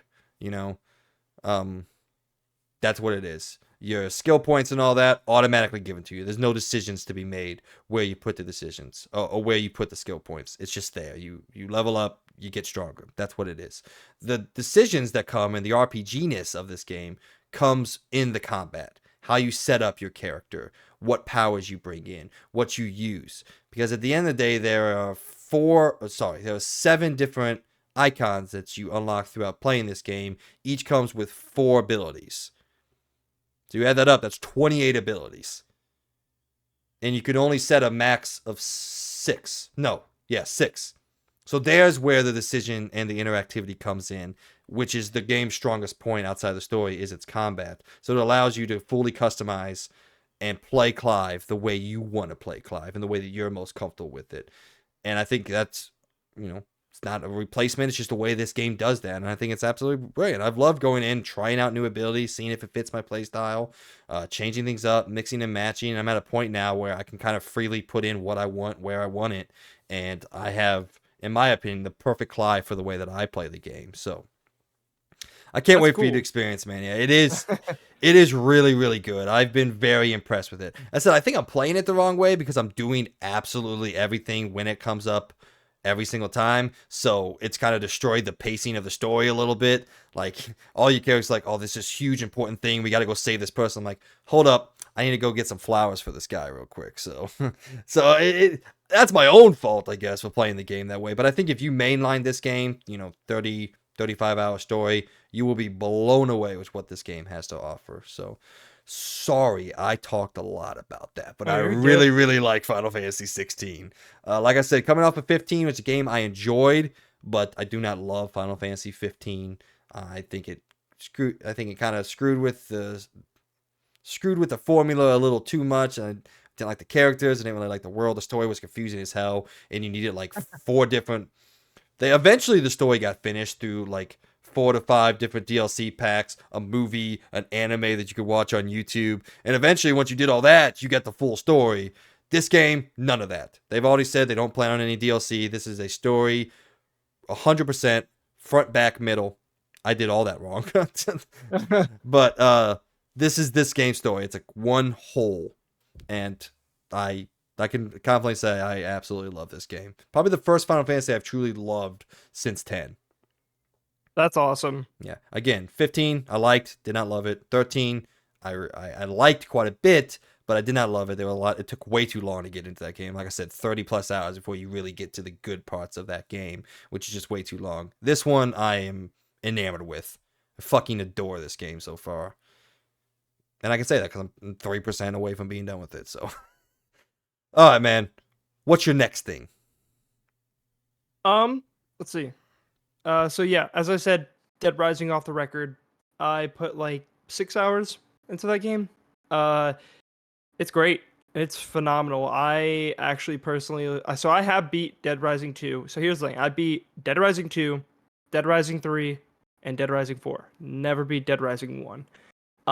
Which by the way I picked up on the sale, so I'm really excited to play it. I got it on Steam so that I could either play on my PC or on my Steam Deck, which by the way they run flawlessly. I mean, they are 360 games, so not expecting them to be hardcore to run, but it's still cool that I could play it on the go, which is going to be really fun. So I've been playing a lot of off the record on my Steam Deck, and yeah, it's great. It's really fun. I personally like it more than Dead Rising 2, mainly because Dead Rising 2 has In my opinion, some people may not agree with that, but I think it's a very annoying mechanic. Is the fact that they implemented Zombrex, where you have to get Zombrex in order at like specific times of the day, or you'll become infected. Well, in Dead Rising 2, you had a daughter named Katie that you had to go all the way back to the safe room with Zombrex at a specific time, or she'll become a zombie. And it was kind of frustrating because it made you have to like let's say you're really deep in the mall, like you're really far away. You have to literally book it all the way across the mall, all the way back to just give her Zombrex, just to go back out and do missions. I didn't like that feature. Not saying I didn't like Dead Rising 2 at all. I think Dead Rising 2 is very good. It's very fun. I think it's just as good as Dead Rising 1 in many ways. But that mechanic specifically was really dumb, in my opinion. So, Dead Rising Off the Record, which by the way is a non-canon Dead Rising game, it's kind of like you know how Red Dead Redemption had Undead Nightmare? That's kind of off the record is basically. It's an offshoot. It's basically instead of Chuck Green being the main character, it's as you know Frank West coming back as the main character. So it's kind of like a remix of what Dead Rising 2 story. It has some of the same beats, but it's actually a lot more different than you people may think. Like yeah, there's some of the same characters, but everything's basically redone for Frank West to actually fit in. It wasn't just shoehorned in with him being there. And honestly, I think it's better because especially with the Zombrex situation, you still have to get Zombrex, but instead of you having to run all the way back to the safe house, since you are the person that needs the Zombrex, all you gotta do is when the time pops up, you inject it, done. Keep going playing the game. I'm like, wow, if that was how it was in Dead Rising 2, I think it'd be much better, but this makes it way better. And it adds an entirely new area to the map with a lot more weapons and brand new psychopaths that you have to kill. It's great. It's really fun. My first playthrough hasn't been going super well because I kind of already failed. I wasn't really paying attention to the time, so I already failed all the cases, but you could still keep playing until the military arrives. So I've been just trying to level up. And the cool thing is, I didn't know about old Dead Rising games, and I don't know why I didn't know this, so please don't judge me, people. I played Dead Rising 1 when it came out way back on the 360, and I was just really bad at it. Like, I was god awful at that game. But I just remember how mind blowing it looked like on the 360 because I was like one of the launch titles. Like, it was up there. And it was an exclusive game actually for 360 back in the day. Dead Rising 1 never came out on PS3, which I totally forgot that was a thing. I didn't know that. It didn't even come to PC. But then, like, during its 10-year anniversary, they ported all these games over. But I didn't know that if you fail, you don't just fail. Like, you save all your progress, and then when you get to the end of the game, you just go straight into New Game Plus. All that stuff moves over. I had no idea that was a thing. For some reason, I had no idea that was a thing. So when I failed Dead Rising 1, I would just restart the game. And I wouldn't have all my stuff moving. I'm like, it's just so dumb. This is so annoying. And I'm like, how do people get to level 50 on their first playthrough? Like, how do you do that? And so I just didn't get into Dead Rising 1. And then Dead Rising 2 came out, and the reason why I got into it is because you had friends. So I played with my friends all the time, and I thought it was great. And so, yeah, now I know that, I'm going to go back and actually give them a try because it's basically you're not supposed to get it right on your first try. It's kind of like you're not supposed to get and do everything on your first playthrough. You're supposed to just kind of keep playing through it and everything. And the more you play, the more you progress, and the more higher level you become, the faster you become, the more damage you get, everything. And you get combos too. It's kind of like Devil May Cry. You get combos you can do with zombies. It's great. I really love it. I got it for $5. Same for Dead Rising 1. So worth it in my opinion. That's been a really fun game. And the other game, I'm not gonna say a lot about it, but I'm just gonna throw it in real quick. Dying Light 2. Absolutely. I played a little bit of it. I didn't get through the full tutorial because I do want to play with Mike. I promised I would play with Mike. I'm not going to do what he did to me with a certain game, but I actually will play this game with him. That was Outrider's fault. Not play the whole game without him. But yeah, I did play a little bit of Dying Light 2, and it's great, man. I can't wait to play it. Yeah, I really can't wait to play it, man. Still wrapped in its plastic. Haven't even unwrapped it yet. I've owned it for like 2 years. But I'll let you get to your shows, and then, or if you just want, I could just say my last thing real quick because I don't really have much to say about my last thing. Sure, knock it out. Yeah. Today, before we got on, I actually finally have gotten back to playing Zelda.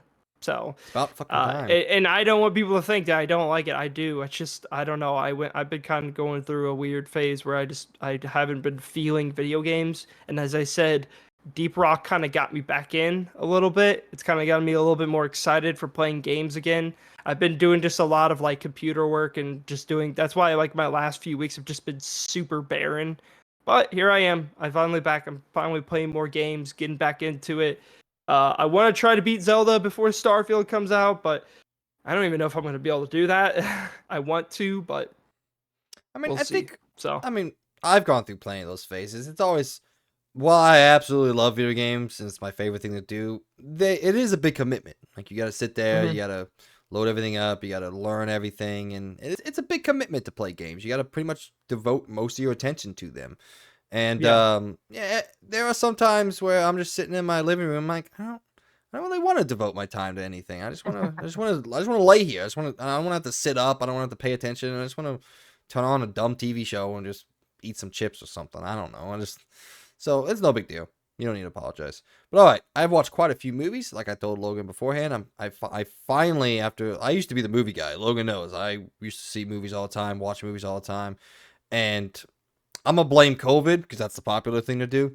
I got I got away from that. I haven't really. It's taken a long time for me to really get back into it. I want to go to the movie theater to see things. I want to engage with these things more and more. For a while, I was just like, I'll just go see the new MCU movie, or I'll go see the new superhero movie.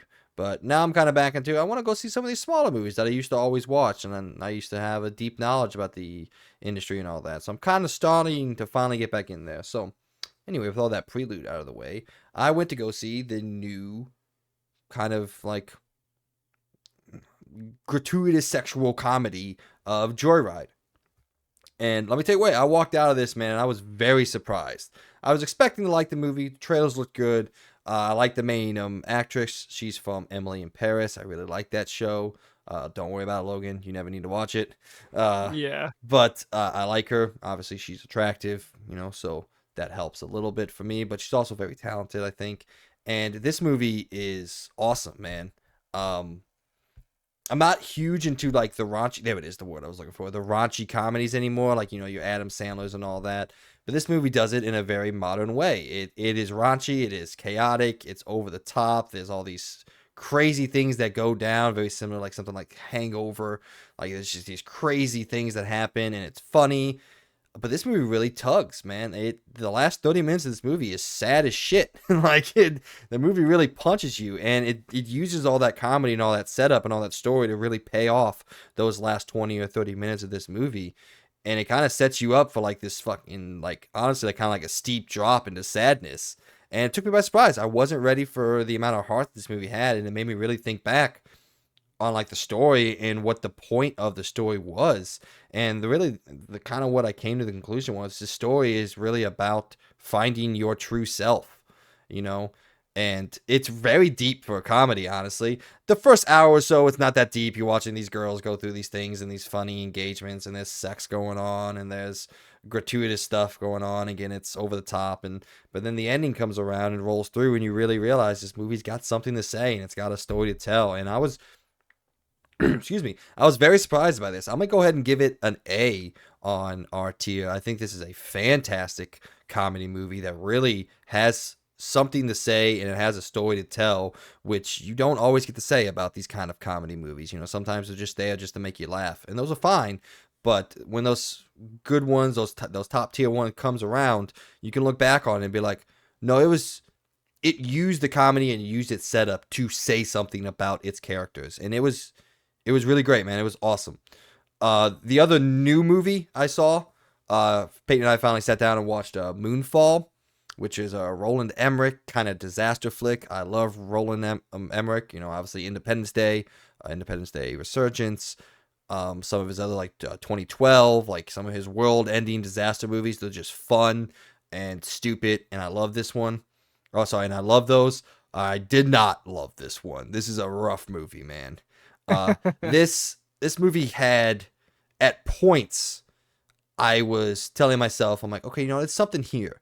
It's it's a Roland Emmerich. It's dumb. It's got pretty bad writing throughout it. Good performances by the main cast. So I was really into it for about an hour or so, hour and 15 minutes. I was like, okay, it's not bad. It's a normal Roland Emmerich movie. And then the big sci-fi twist comes. And they start explaining everything, and I'm like, what the fuck is this movie talking about? This makes no sense, and it's so overtly dumb that I could not get behind it. My kind of critic brain like ticked in, and I'm like, this is so stupid. I can't forgive any of the atrocities this movie is presenting itself right now, and it's like makes no sense. I don't want to spoil it, but I don't really think you're going to watch it. The main crux of this movie, man, is the moon is hollow. And there's an ancient civilization that lived in the moon. And then this alien substance that's coming to destroy the moon. And that's why the moon's falling.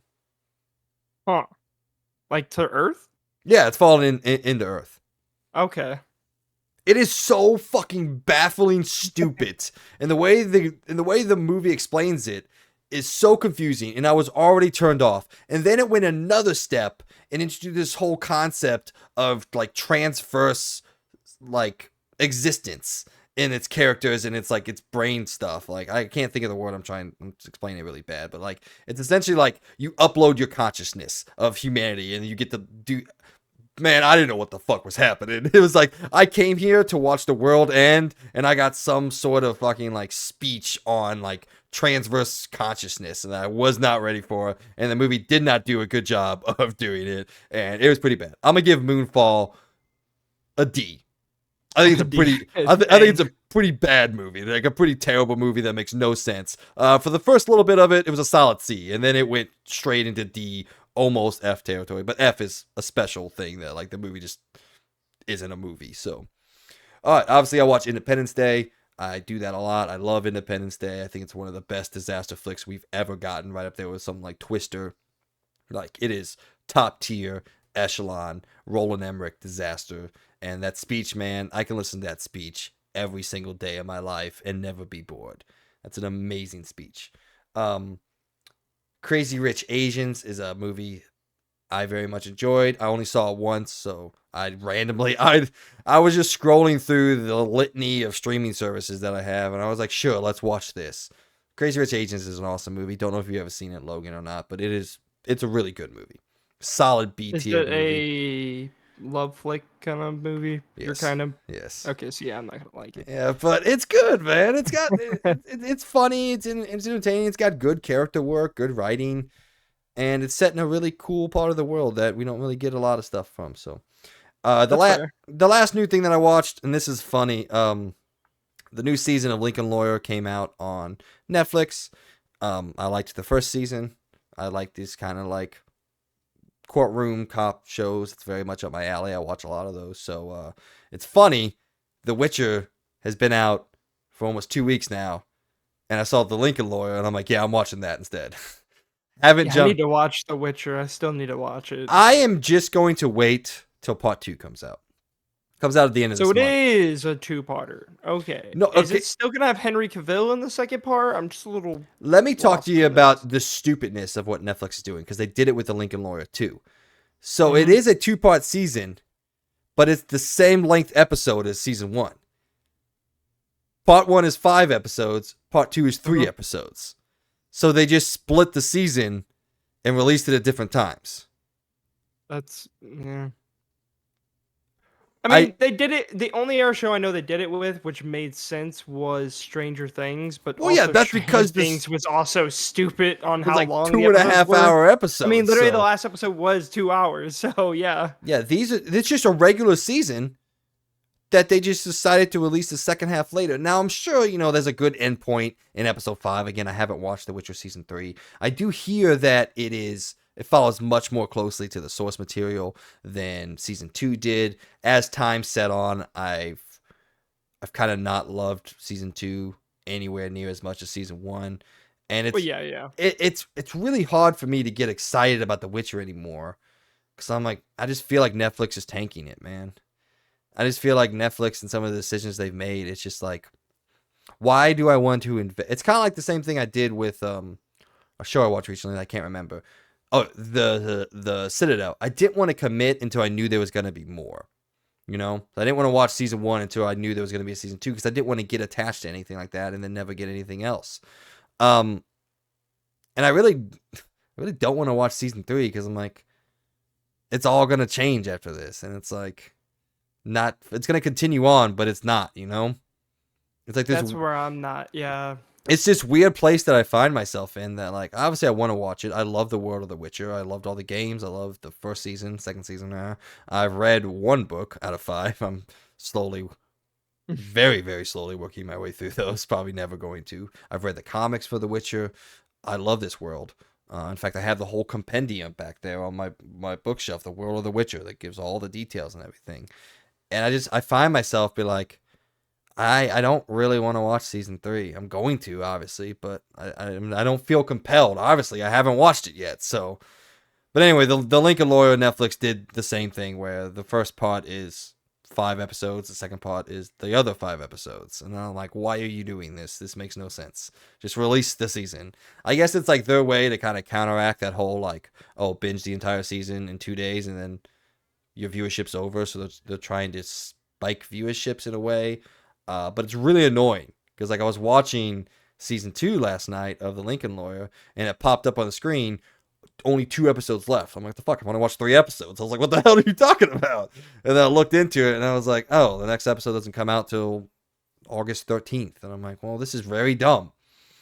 But I don't know, man. What are you feeling on The Witcher? I know you said you kind of with me, but it's like, I feel kind of lost, honestly. You know, I don't know what to do. I don't know. I'm still pretty excited to watch season 3 because at least I know Henry Cavill's still gonna be there. I still enjoyed season 2, but I definitely will agree that I don't think I enjoyed it as much as season 1. But also season 1 was just so dang good, like so damn good. It was really, really good. Like I liked it a lot. And then season 2 came out, and yeah, it wasn't as good, but I still enjoyed it all the way through. So I'm still pretty excited for season 3. But I just know that after season 3, I definitely am gonna drop down on like, do I care to see season 4? Not really, because you're kind of getting rid of the main actor, and that's kind of a weird move, and especially after 3 seasons of a show. I honestly think they should just end it in the second part. Just find a way to end it and just end it, because I don't think it's worth making a season 4. No one is gonna be excited. I just don't think it's gonna be as good. I don't know. Did you see the little bullshit campaign that Netflix is trying to pull, where they like What? put up on billboards around the world, like, yes, he's still the Witcher in season 3. That's literally what the billboards say. They're like trying to get people to watch, like, Henry Cavill's still here, watch season 3, because apparently it's tanking in viewership. Like, I don't even know if it's in the top 10. But it's like, I think what did the producer say? She said like, oh well, Doctor Who can change main characters. I'm like, you're not fucking Doctor Who. Like, but Doctor Who is it's a different person though. Like that's the point, right? Yeah. Am I right? I don't know. I don't watch. I don't watch Doctor Who, but I'm pretty sure like, yeah, different it's like doctors, because that's the whole point. Now, the only thing that I've read online that puts kind of a decent way for Netflix to pull this off, which would entirely destroy the timeline of the adaptation, because this whole, god dang, I'm hiccuping like crazy. This whole season is adapting the second book, but the only way that I think they can logically pull it off is to do what the games did. You know, there's the event that happens to Geralt, and he loses his memory, and he comes back as like a character that we don't know, we don't recognize, and that gave CD Projekt the breath in the room to create their own version of Geralt within the grander world of The Witcher. And I did see someone on Reddit talking about that's probably the only route that I could see they could go, is they pull that memory loss card and then bring Liam Neeson. That's not who it is. Liam Hemsworth. Yeah. Liam Neeson would be a wild choice for The Witcher.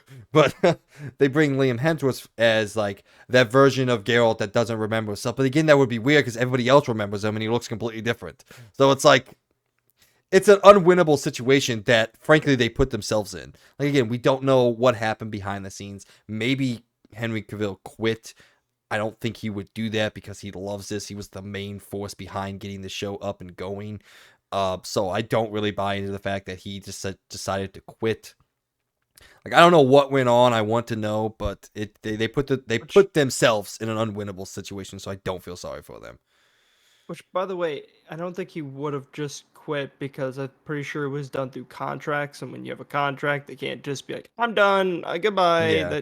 Doesn't work like that. You signed a contract. So I think clearly they only probably signed him for like a year or whatever for every season. And then they just like, yeah, as soon as they figured it out, they just got him out. Like, they gave him an out. They said, this is your last season. Contract ends there. I don't know. I don't know. I hate when shows there's not really many shows that do this other than I know Game of Thrones did it, which I thought was really weird with that one assassin dude where they completely changed him after like a season or whatever. Well, shows recast people all the time, but it's usually like side characters. Like, no one recasts main character. the main character of a show. Like, Game of Thrones did it with like a side character that shows up in a grand total of maybe like 8 episodes during the entire like 80 episode run. So that doesn't matter that much, But the main character, the guy that we all came to the show to watch pretty much, is no longer in the show. It's a tough pill to swallow for fans out there. And I'm not really ready to swallow it yet, if I'm being honest. So I don't know. I'm not a big fan of the fact that they're getting rid of I don't know. I didn't know how good he was going to be as a Witcher at first, but then after first season, I don't think anyone else could do as good of a job as he does. I really don't think Liam Hemsworth could do as good of a job as Henry Cavill. And I don't know. And there's some people saying out there, like, well, we all thought that after Heath Ledger's Joker, and then obviously Joaquin Phoenix comes in and does his own version, and it's awesome. It's awesome as well. But again, that's not the same thing. It's an entirely different character. Yes, it's the same character, but it's entirely different. This is a continuation of a character with a different actor, and like I said, I'm very lost on this. Like, I'm swimming in no man's land. I don't know what's going on. Which, by the way, is a reference because there's a no man's land in The Witcher. I did it. I'm a genius. So, yes. All right, man. We've been on the rundown for almost an hour now, so that was a long one. But that's okay. Not a point in the show this week, so that's why I gave us the room and the breath to talk about as much as we wanted to. So, on that note, we're going to go now to Around the Point, where we here at the Experience Point go around the video game world and give you the news that you need to know about.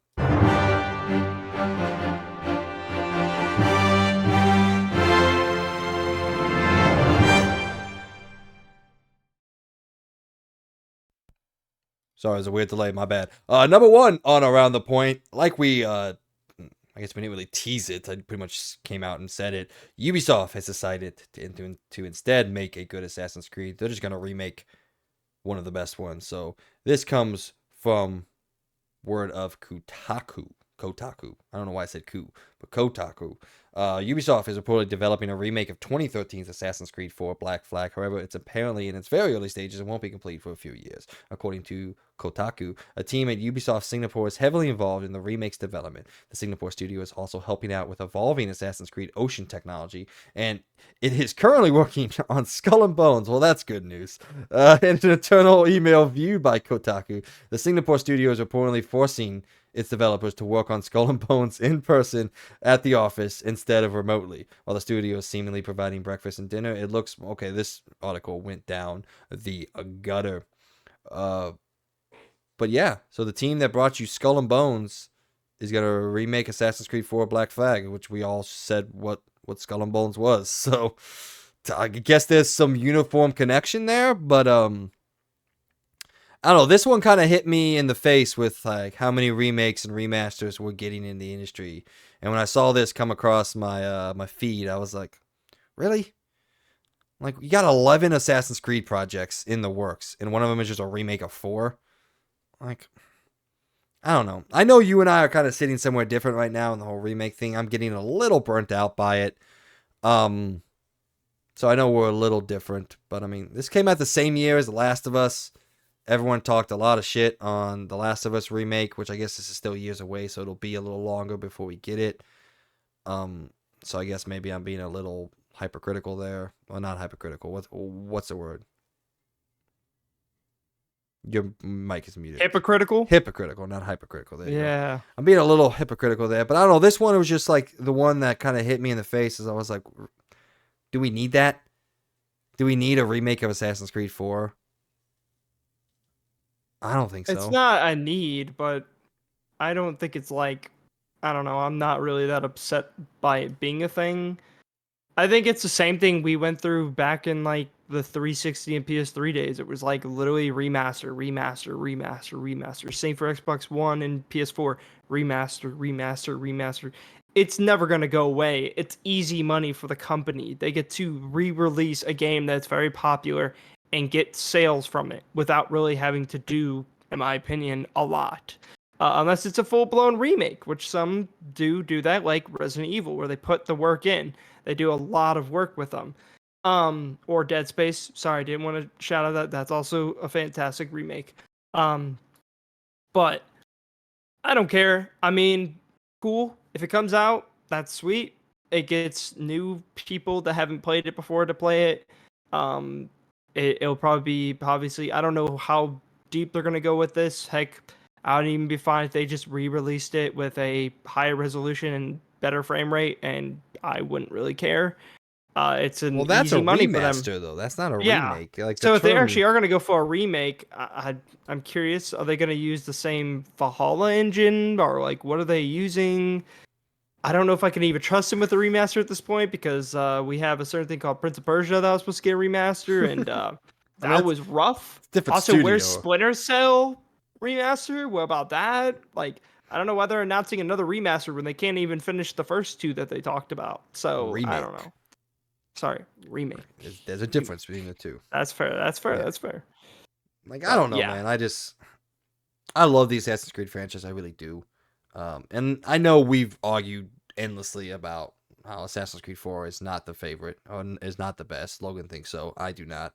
And in no way means I think Assassin's Creed 4 is a bad game. I love Assassin's Creed 4. I just don't think it's the best. And speaking on that, something like, in my opinion, the best game, Assassin's Creed 2 would be a much better target for a remake. That's a much older game that you could do a lot more with. I just think Assassin's Creed 4 is... Yeah, I actually do think that's kind of weird. Like, even though I'm not a big fan Well, the of original, fuck it. Assassin's Creed 2, but I think Assassin's Creed 2 is easily one of the most popular, and it is really old, and it is dated now. And if you could put the work in, I don't know, that would be kind of cool. I wouldn't be opposed to that. I guess I am just being hypercritical. That's the right phrase. I'm being hypercritical on Ubisoft because I just want them to make a good Assassin's Creed. That's all I want. And to We're me, getting Mirage. Woo. again, which looks good, but it's not here yet. So in my mind, the last Assassin's Creed they made was Valhalla, and that sucked. It didn't suck, but it was very bad. Well, it wasn't very bad. I don't know what I'm trying to say here. No, it sucked. It was disappointing. Again, I'm still saying there's a fantastic 30-hour Assassin's Creed inside Valhalla. It's just like, oh, what's that toy? The Stretchy Man toy? I don't remember what the name of the toy was. It's just stretched out to the absolute max in Valhalla. And somewhere in there is a fantastic 30-hour game. But when you reach your 100th hour and you still haven't beat the story yet, it gets a little ridiculous. You're not Persona, Ubisoft. Chill out. I know. All right. Do you want to move on? Yeah. Okay. Well, per the words of God, of God himself, the Yes. Birdman, Logan B, we are moving on. Those of you out there that were disappointed with the release of the Lord of the Rings Gollum, also those of you that don't care, this story is for you out there. Daedalic Entertainment, the studio behind the long-delayed and poorly reviewed Lord of the Rings Gollum, is shutting down its internal development arm. In a news article by Games... I can't say that. Wirtschaft. That's definitely German. The outlet reported that Daedalic Entertainment would now focus on game publishing, sales, and marketing. The studio sent out a statement to the writer, whose names I'm not going to try to say again, stating that it was a difficult turning point for the company. Daedalic Entertainment also told the studio that it is laying off people, with 25 individuals impacted by the layoffs. We value... This is a quote from them. Quote, "We value each and every member of our team, and it is important to us that the transition goes as smoothly as possible." End quote. A Daedalic spokesman told the publisher. Therefore, we will support our former employees in finding new opportunities within our network. Additionally, the German-based game studio announced that it had halted the development of the other Lord of the Rings game it was working on internally. The game has been in development since 2022 and was under the codename It's Magic, with it supposedly launching next year. Well, again, we've always said we hate to see people lose their job and we hate the impact that this has on individuals, but this is what happens when you make one of the worst games in modern era and then you can't expect bad things not to come down when that happens, you know? Yeah, like I don't know how many years they worked on this game, but A like lot. yeah, that's what I'm saying. Like people can't be upset when that's just like it's mainly the big corporation's fault because they're probably the ones that made it a huge mess, and whoever was in charge of this is mostly at fault because they obviously didn't manage this game properly. But it is what happens, and honestly, I'm kind of happy that the studio is going to die. I hope the designers and the people that do all that, I hope you find a better company, which I'm sure you will. But the managers, I hope you don't get another job because you did a really bad job of managing this game. Just saying. Like this is as bad as 343. Maybe get some better managers. I think it's a little And worse then than 343. I may not like it, yeah, but well, yeah, no, it definitely Halo is Infinite is worse, still a much but better game than this. By the yeah, way, it yeah. was in development for a full 5 full years. The game was announced in 2019, originally slated for 2021, and then obviously delayed to the mid-year time of 2023. So 5-year development time to make that. That is insane. I want to Like, remind how people, does it take you 5 years to make that? Like, God of War Ragnarok was made in 4.5 years. There's a clear difference of talent there.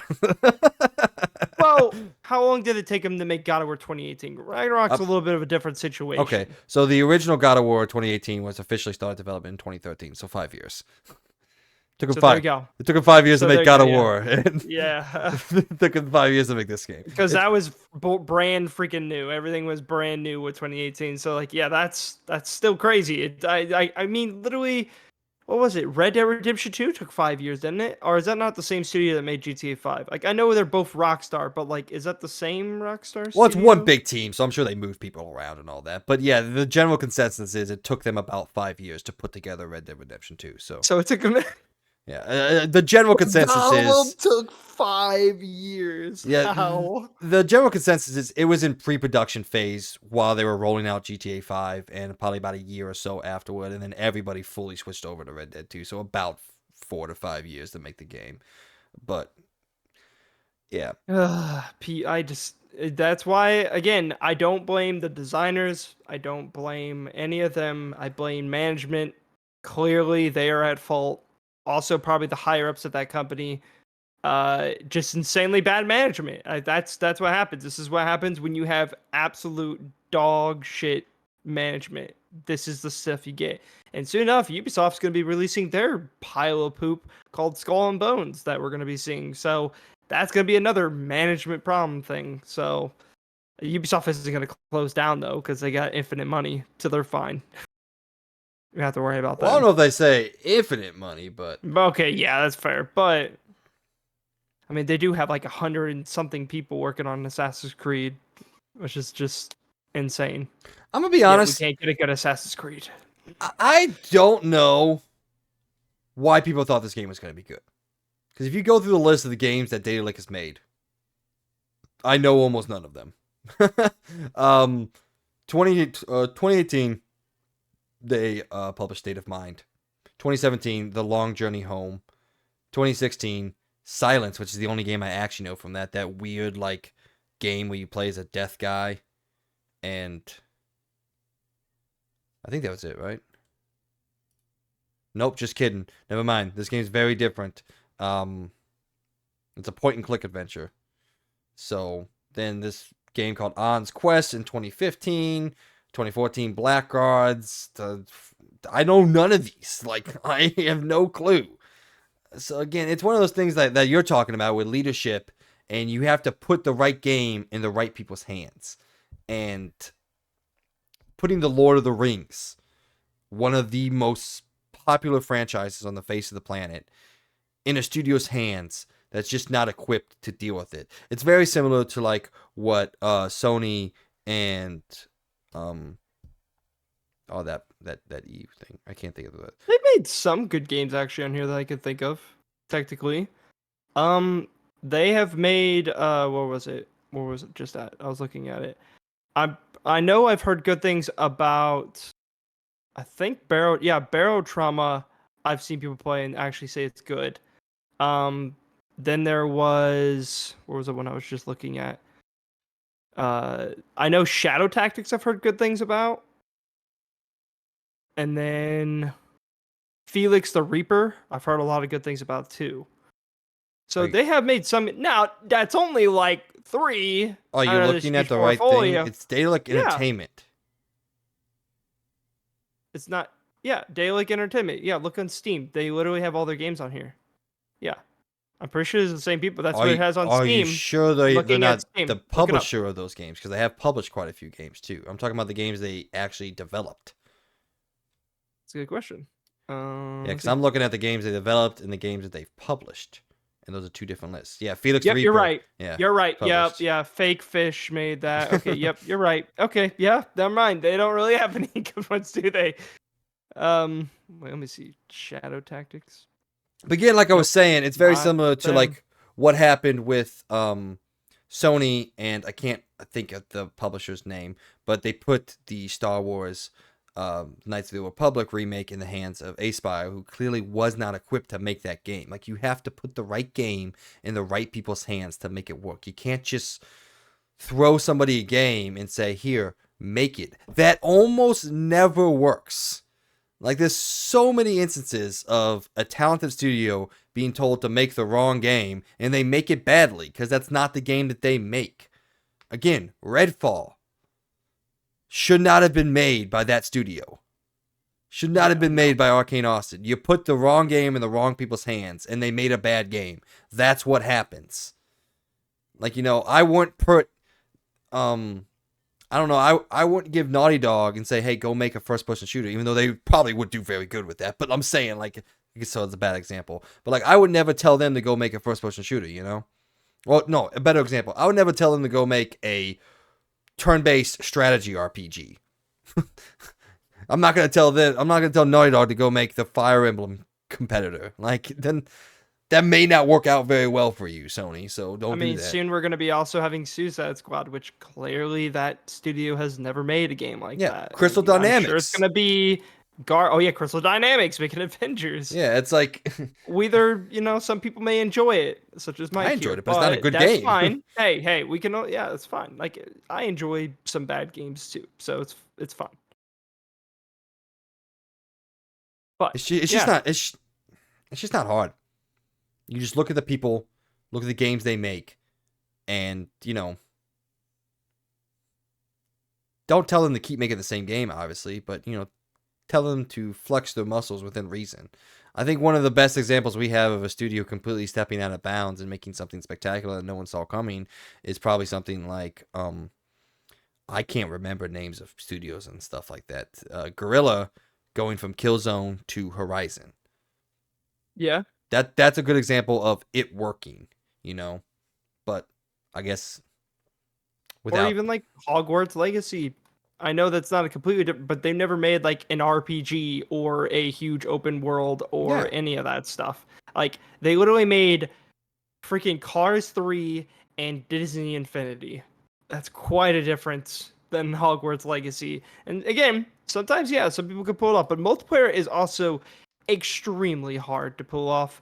And that's where Gollum isn't even multiplayer.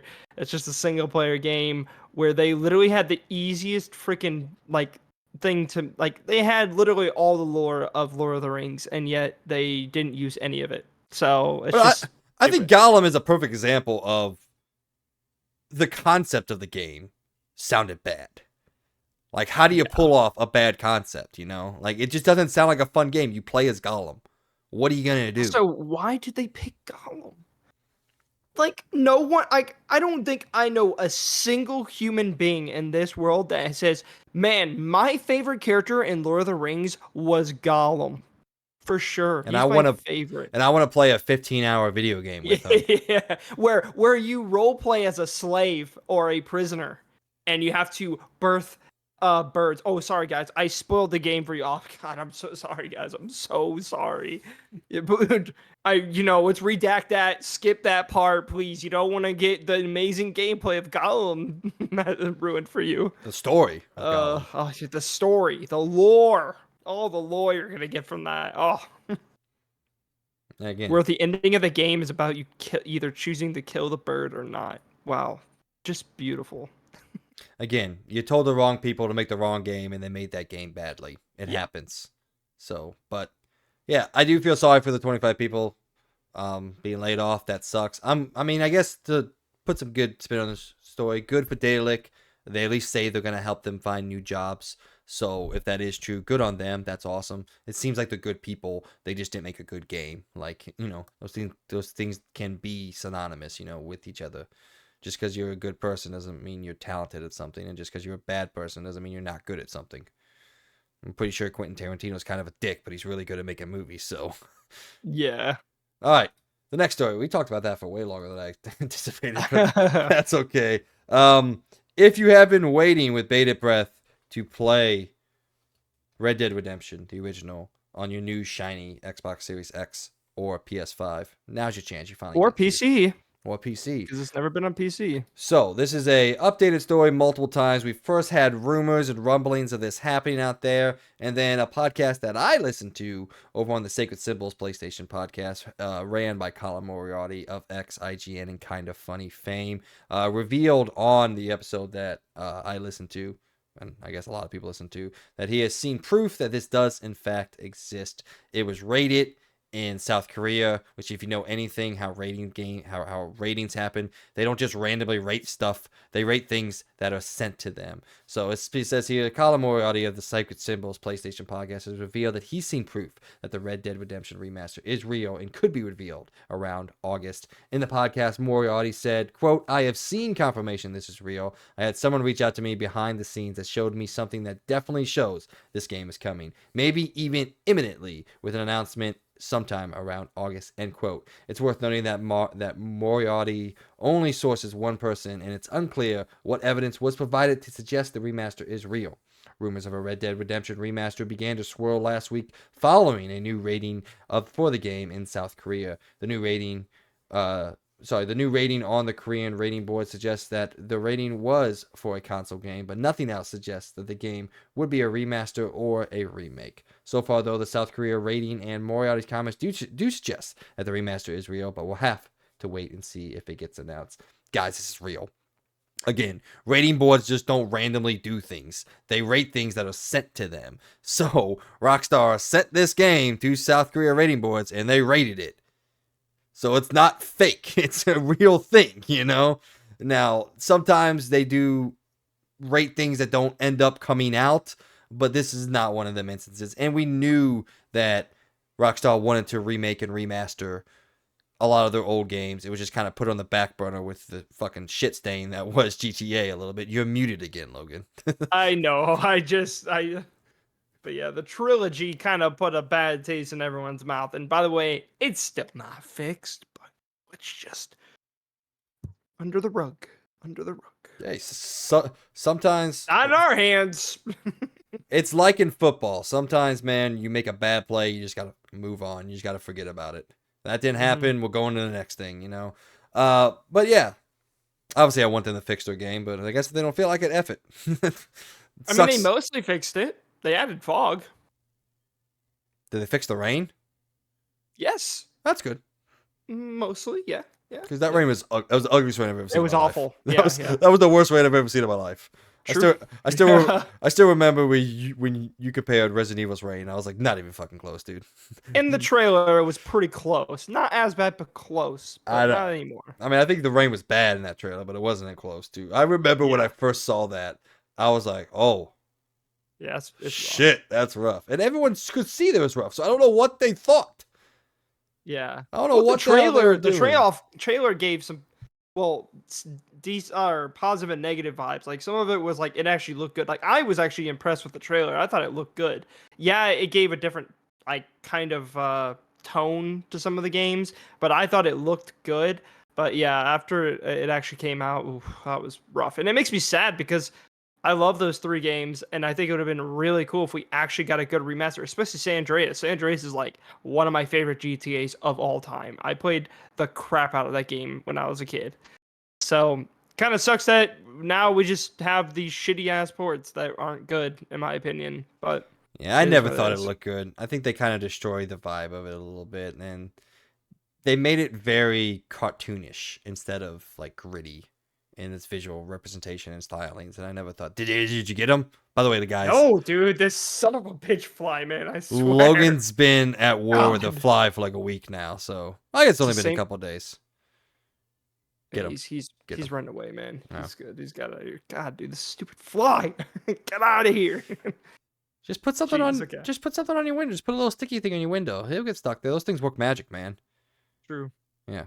All right. I have a Well, little zapper thing.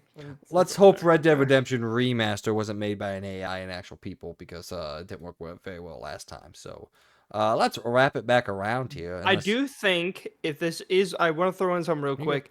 I do think if this is real, and this is I mean, a it really is big real. take Like here. it's. Okay, but like if it actually is going to come out, okay, let's get that. It may be real, it may be a real project, but if it's going to come out or not. If it does come out, I believe, and this is a big take here, I think if this does actually come out and they announce it this year, which I assume it's probably gonna be announced within this year, Red Dead Redemption 2 will also get a next gen upgrade. I believe it. Let's I hope. believe it because why wouldn't they? Why wouldn't they? Like it's the perfect thing. You're not only hyping up this port, but you're also going to bring Red Dead Redemption 2 as well over to the current gen consoles with an improved thing.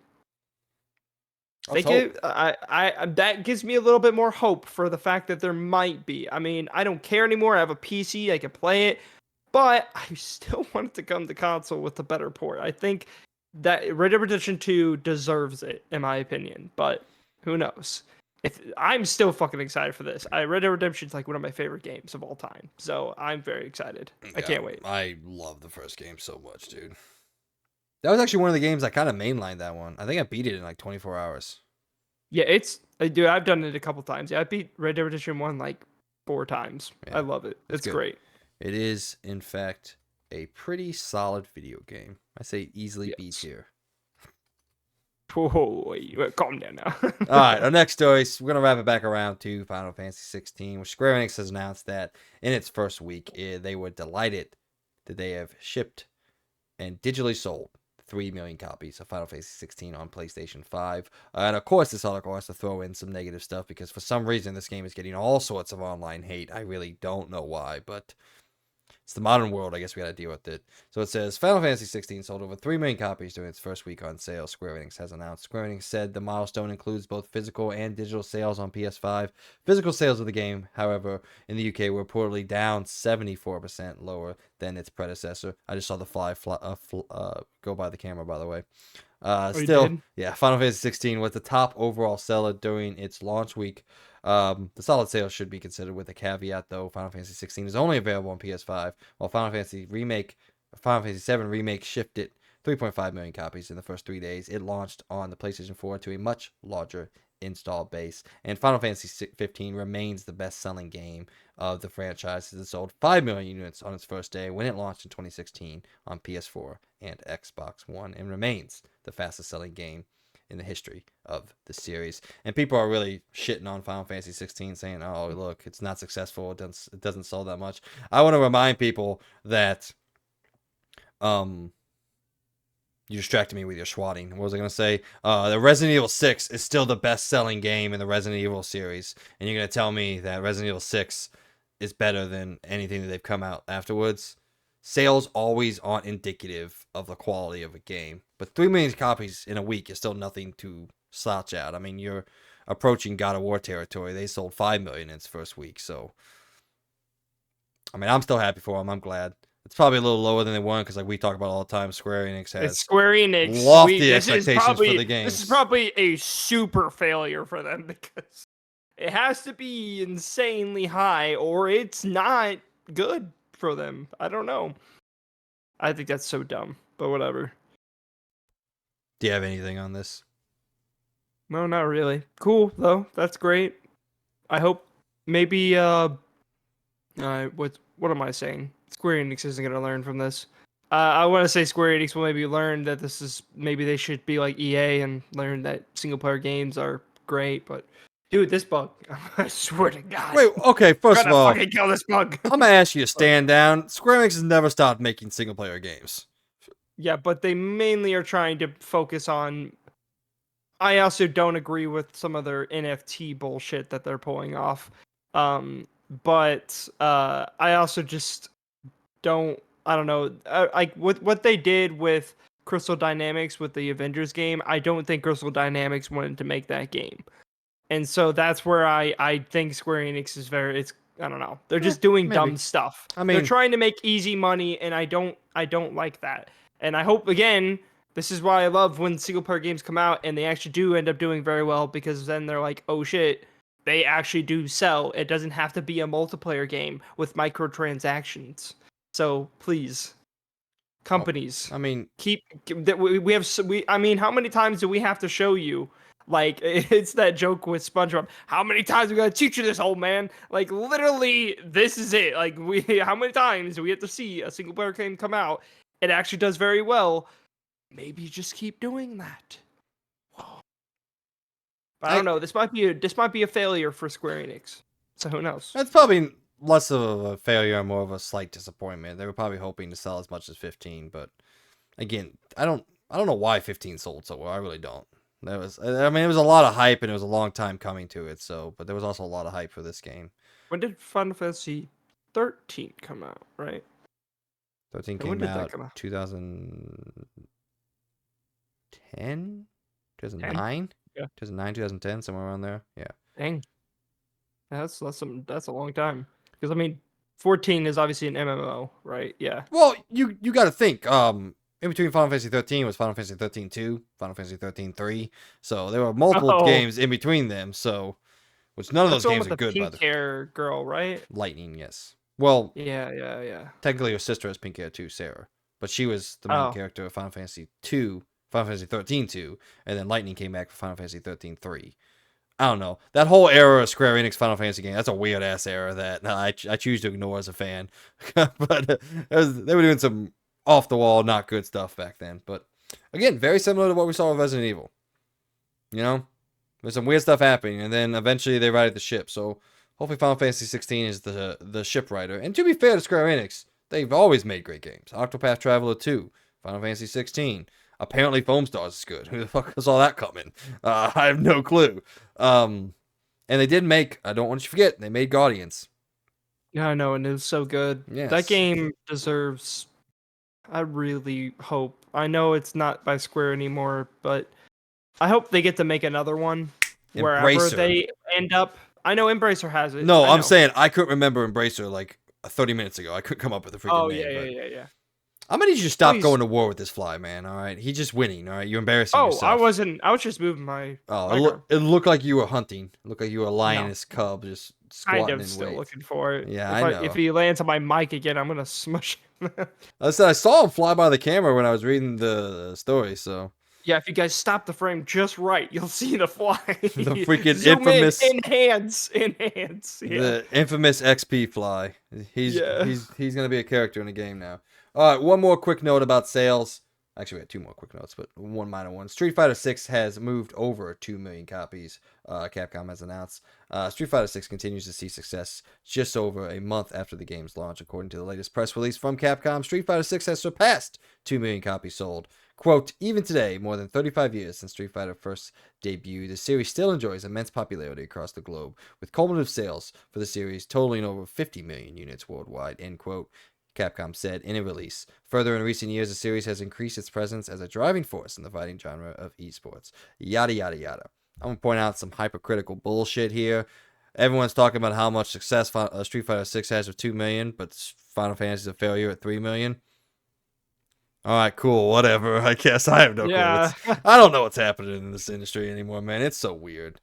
I don't get it. But all right. Speaking of game sales, it's time. The numbers are finally out. We try to go through each and every month when the sales gets announced, which is usually like a month after. So we finally have sales data for the month of May 2023. And to no one's surprise at all, the number one best-selling game is, guys, say it with me out there, The Legend of Zelda Tears of the Kingdom, coming in at number 1, debuting at number 1. Following up, a big surprise, Hogwarts Legacy jumped from number 6 to number 2.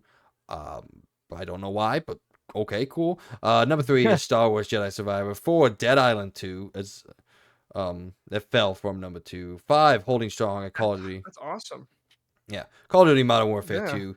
6, MLB The Show 23. 7, FIFA 23. 8, Mario Kart 8, still chilling. 9, Resident Evil 4. 10, Far Cry 6. 11, Elden Ring. 12, Minecraft. 13, The Legend of Zelda Breath of the Wild. 14, Super Smash Bros. Ultimate. 15, Madden NFL 23. 16, God of War Ragnarok. 17, New Super Mario Bros. 18, Pokemon Scarlet and Violet. 19, Lego Star Wars The Skywalker Saga. And number 20, Super Mario World 3D. It's a lot of Nintendo on here. They sell a lot of games, huh? I mean, a lot of people don't think about it, but honestly, a lot of the games outsell every other console. Oh, it's with massive, their dude. exclusives. Yeah, It is absolutely massive, like dude. Tears of the Kingdom is selling stupid amount right now. Well, here's the thing. Zelda was never a big seller until Breath of the Wild. Yeah, Zelda was always great, but Breath of the Wild made it a household name, like a true big-time seller for Nintendo. So if people are wondering if they're ever going to go back to the old style of Zelda, the answer is no. They're not ever going to go back. So I can't believe Breath of the Wild is in the top 20 though. Holy crap! yep, jumped that up game- from number 28. So it made its way back Dang. into the top 20. Again, on the backs of Tears of the Kingdom, comes out. People buy the first one. Just like a lot of this Mario stuff, the movie came out, people go and buy Mario. It's like what we saw with The Last of Us. The TV show came out, people went to buy the game. Like these are the reasons why these studios and these production companies are doing these things. I wouldn't be too surprised that in August we see Gran Turismo jump back up the list because the movie comes out. Like this is the reason these things are happening, because they help sell the games. And that's the if de facto reason, you know? I am a little excited. I'm really happy though that Dead Island 2 is up there still. Like I don't know. I find that pretty impressive that it's still up there. You know, I don't know. It's just like I think everyone expected it to be a huge failure, and I think it's ended up gonna probably actually be a net positive for them, which Oh, it's definitely is a net great. positive, yeah. That's cool. I love that. Like I hope maybe they continue to make more. I don't know. I want to play Dead Island 2 quite a bit, but I'm gonna wait till they have like a big version, a big edition with everything included. But I'm happy about it. I think that's cool. I think this is a kind of a winning story for them, where within all this bull crap they've went through with the game and how many developers they went through. I think it's impressive. So 2 games on here that I can't really explain the jump. Hogwarts Legacy jumped from number 6 to number 2. I don't know why, because the Switch version isn't out yet. And then the one I really can't explain, Far Cry 6 jumping from 49th to 10th. I have no clue what happened there. I don't probably sell. It's probably a sell that was going on. Probably because everyone so. probably picked it up during the summertime, and I mean it is, yeah. Probably even Hogwarts Legacy was on sale when this happened, which makes sense. And all right, so the updated top 20 best-selling games of the year so far. Hogwarts Legacy remains at the top at number 1, and The Legend of Zelda Tears of the Kingdom debuted straight up to number 2 in the year. Congratulations. That's just a testament to how many units they sold of that game. A ridiculous amount. Call of Duty 3 falls to number 3. So, sorry. Call of Duty Modern Warfare 2 falls to number 3. Jedi Survivor stays at 4. Resident Evil 4 fell to number 5.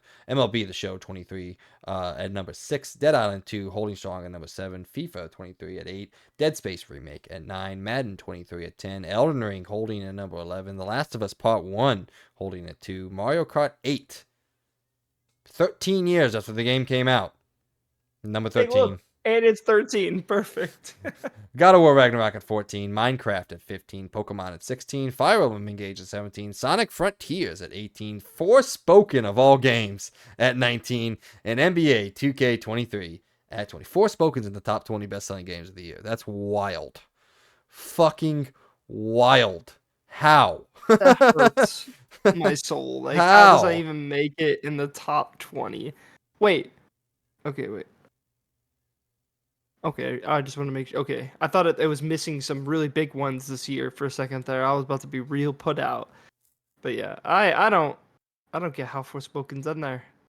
And it's beating NBA 2K23. It That's really insane. is comforting to see that like sports games aren't as dominant as they used to be. Yeah, Hogwarts Legacy Go is on. number one. Like it's still number one. That game sold like fucking hotcakes, and I'm so happy for it. And it's not even on Switch yet, guys. I know.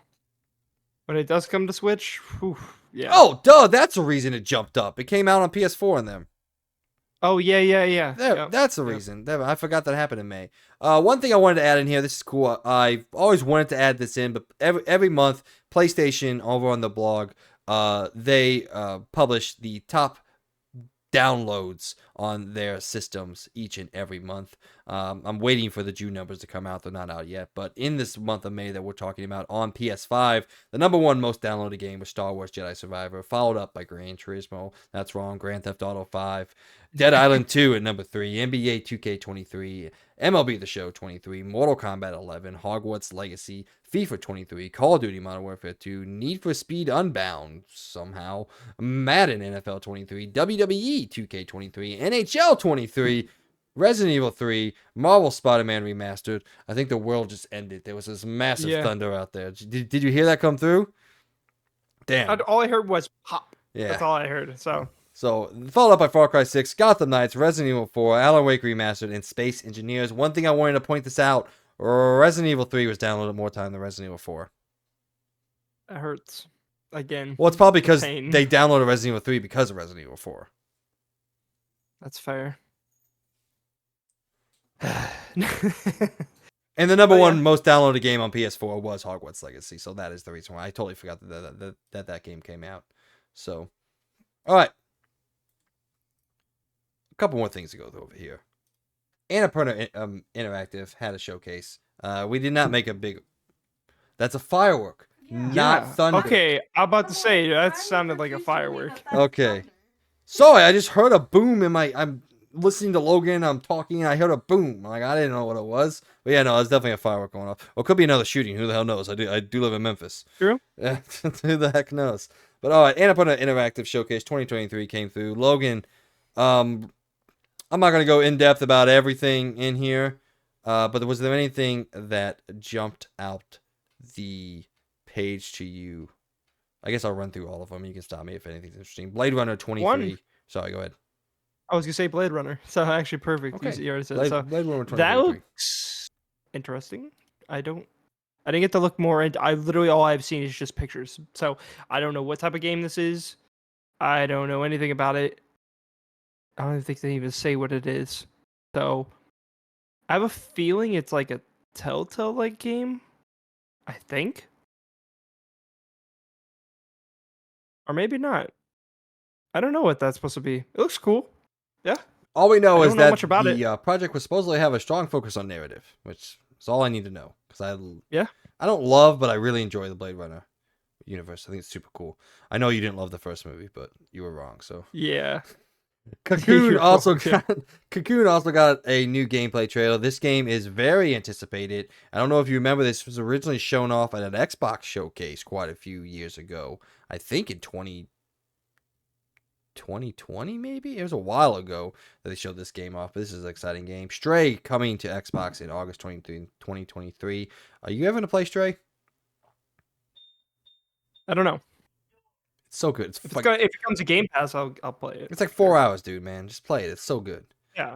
Thirsty Suitors gets a release date of November 2023. Lorelei and the Laser Eyes, which is a cool name, gets a new trailer. A journey into a nightmare. Surreality? That's not a word. There's no way that's a word. Lush Foil Photography Sim. Hey, there you go. A game for you. Yeah. You can play Lush Foil. Wait.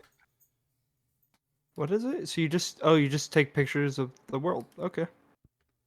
I mean, what did Is you that expect? It's a photography sim. What did you expect? I know. it to I be? don't know. I'm just saying, like, what do you get out of it other than you just take pictures? I don't know. It's not going to be God of War, I can tell you that.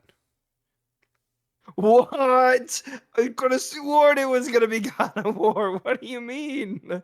No, Anything else in cool. here that interests you, man? I'm not really seeing anything that No, jumps off the I've went page. through all these, and not gonna lie, all these look like the bottom of the barrel kind of games to me. So Hey, you put some they're not. respect on Stray's name.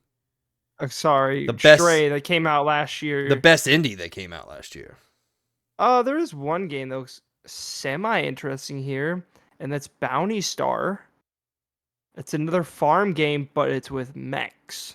It's it's a compelling combination of mech combat, base building, and farming, and it stars a ex-soldier named Clementine McKinney. Uh, Yeah, sure. All right. yeah, Moving on. yeah. I'll ask a couple news stories here. Hey, dog. You can finally see my dog. She's right there. Oh, that's the wrong Nope, shoulder. the other side. Yeah, Yep, there she is. Sorry, it's weird with the camera. that's fair. So I guess I doubled up on this. I was gonna put the Stray announcement coming to Xbox, but we literally just talked about that. So Yahoo! we're gonna talk about the new Avatar game that Logan's very excited for. He told me off stream that he cannot wait for this new Avatar. The last Airbender Quest for Balance has been announced. Now when I talked to you about this off stream, you talked a lot of shit about this. So I want to give you a platform here. What do you think about the Avatar: The Last Airbender Quest for Balance? It looks awful. All right, well there you go. It looks like a game that came out on 360, and I'm pretty sure I did play a game on 360 that looked better than this. I don't know. Dude, I really wish Avatar: Last Airbender got like an actual good video game. I don't think I ever played a single one that's actually been like actually good. Yeah, the guy's still Like making that one on Dreams. Maybe that'll be the one I for you. know. Yeah, I know, right? Well, I don't know. Dreams isn't gonna do its thing anymore. Sorry for that guy. He's put so much effort in his thing. I don't No, know. you can still do the stuff. They're just not adding anything to it. Yeah. I just like I don't. Why do you give Nickelodeon, man, in general just sucks at giving their properties to people? Like, give Avatar: Last Airbender to someone that actually likes the thing and actually would put the effort in, and I think you could have an amazing game. And I would love to play like an awesome open world like Avatar game. That'd Not be super everything. sick. Not everything has to It be doesn't open have to be world. open world. Okay, it What doesn't have if to it be was open a world. narrative driven going through all three books? Very similar to what Dragon They Ball could Z Kakarot was, where it pretty much retold the stories and the sagas of Dragon Ball Z. Yes, I know that's open world, but I'm saying like in the same kind of style where it retells the story of the anime. Yeah, I mean, That would be well, by the awesome. way, you're hurting a lot of people's feeling by calling it an anime. It's not technically an anime, but it is in the anime section in the bookstores. I was like, it's based So off a Japanese anime or manga, isn't it? no, No? it's an American made show. Well, Just my bad. I will it's an take my American lumps on animation. that. The But it American is funny because animation. if you go to bookstores, it will always be in the anime section. Specifically, if You mean I the don't know, manga they have section? well, they say anime. So okay, I'm just letting you know manga. Manga. Yeah. I said Yeah, manga because yeah. I'm an idiot. Yeah. But I just in general, I just want a good Avatar game. It would be cool, but this looks like shit, dude. This looks like back in 2008 movie tie-in games. Probably even worse than that. That's probably a spin in the face of those games. This looks awful. Can I tell you And something? I fucking miss movie tie-in games. I know some they of them used to be sucked. good. Yeah, I Some know of they them used weren't to be good, good. but I miss like people forget the last like really like good line of ones was like the first saga. Sorry, the first dude, my brain is melting. MCU, not Yeah. stage, not saga. What the hell is it called? Oh, the phase one. Phase one. There Yeah, you go. phase one. Phase. The Yeah. first phase, all those movies had movie tie-in games, and I played Hmm. all of them, and they were all very average at best. Other than the Iron Yeah. Man one, it was awful. Iron Man was sick. Oh, I hate Iron Man. Well, You can't kind of get, cool. you can't control that fucking thing. Iron Man sucks. I played it on PSP, so That's even I worse. don't know. I What are you thought it was talking about? kind It's of. one I stick. know. I don't know. I thought it was kind of cool in there, but I will admit, yeah, all the other ones were. Captain America wasn't bad because it was like a God of War like, Yeah, it's and got a War it clone. was kind of Well, cool. so was Yeah, Thor, to be fair. So I think one that was really really good was Wolverine's one, which didn't even like connect with the movie, but it came out around the same time. It was technically a movie tie-in game, but it was actually a completely different story where it's more in the future. I thought that game was pretty sick, man. That was an awesome game. I know that's not MCU. That was um Fox. That's who it was. Yeah. So it was that MC or Marvel. But yeah, some of them were pretty good. Just not all of them. Yeah, I really did like the Wolverine game. Wolverine was cool. The movie was hot garbage. You want to know something weird that I learned this week? I want to go back real quick to Dead Rising, real quick. You know what's a really weird port of that game? Look up the Wii version of Dead Rising. The weirdest shit of all time. It's called We Chop. It's called Dead Rising Chop Till You Drop, which is literally Oh, I've a heard about port this. of Dead. Yeah. Yeah, it's literally made by the people that made Resident Evil 4 port to Wii. And so it literally plays just like Resident Evil, but it's in Dead Rising. It is the weirdest thing I've ever seen in my entire life. I, I'm just baffled by it because it literally basically is Resident Evil 4, but in Dead Rising. And it's hilarious. If you guys haven't seen it before, go look it up. It's fantastic. I watched a whole video on it the other day, and I'm just like, this is weird. That they literally just copy and pasted Resident Evil 4 and brought it into Dead Rising. It is weird. Man, Nintendo always does these kind of weird ports. Like, you remember like the Wii U port of like Batman Arkham City and Yeah, Origins? where you get the weird armor things or what it is. Yeah, that's weird. Nintendo's always been weird. Holy crap! Apparently this game is like super rare. It's $87 on Amazon. Batman Arkham bet. City Armored Edition. Yeah, because no one bought the Wii. Sorry, everyone bought. You. Everyone bought the Wii. Did I ever tell you my naming theory for the Wii U? How Nintendo came up with it? No, All right. I think you did. Maybe I don't know. So you're in a Japanese high-rise at some port, right? Yeah. You're sitting there in the conference room, right? And all these very smart, intelligent people that have made one of the most successful video game companies of all time, if not the most successful video game company of all time, are trying to decide what their next console's going to be, right? And like, all right, so we got the Wii. It's super popular. We want people to remember that, and we want it to be connected to it. And then an ambulance went by going, Wii U, Wii U, Wii U. And they were like, that's it. That's the name.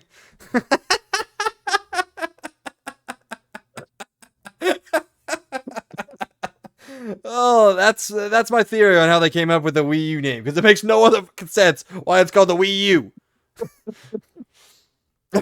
Amazing. Wii U, Wii U. Oh my god, guys, we figured it out. Problem The new solved. system is Wii U. Oh my god, that's an epic ass dad joke. So good.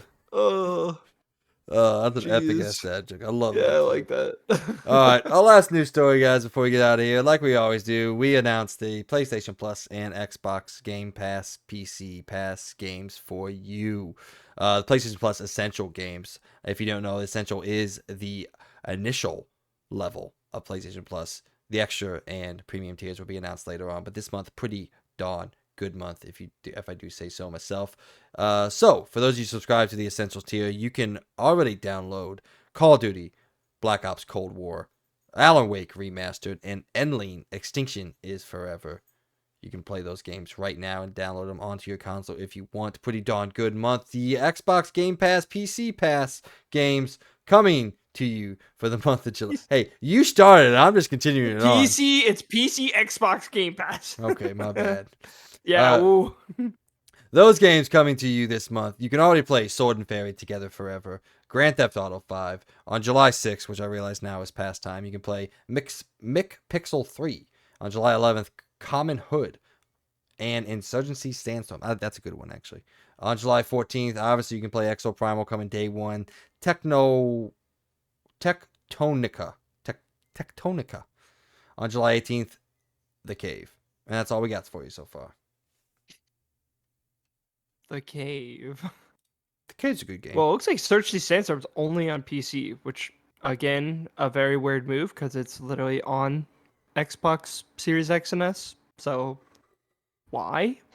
Hey, if you didn't know, Insurgency Sandstorm is the same guys that made Spec Ops: The Line, which is fucking awesome.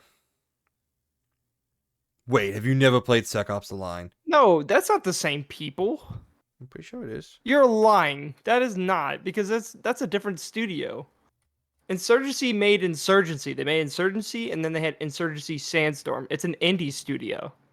Spec Ops Line was not made by an indie studio. Uno momento. I'm checking myself.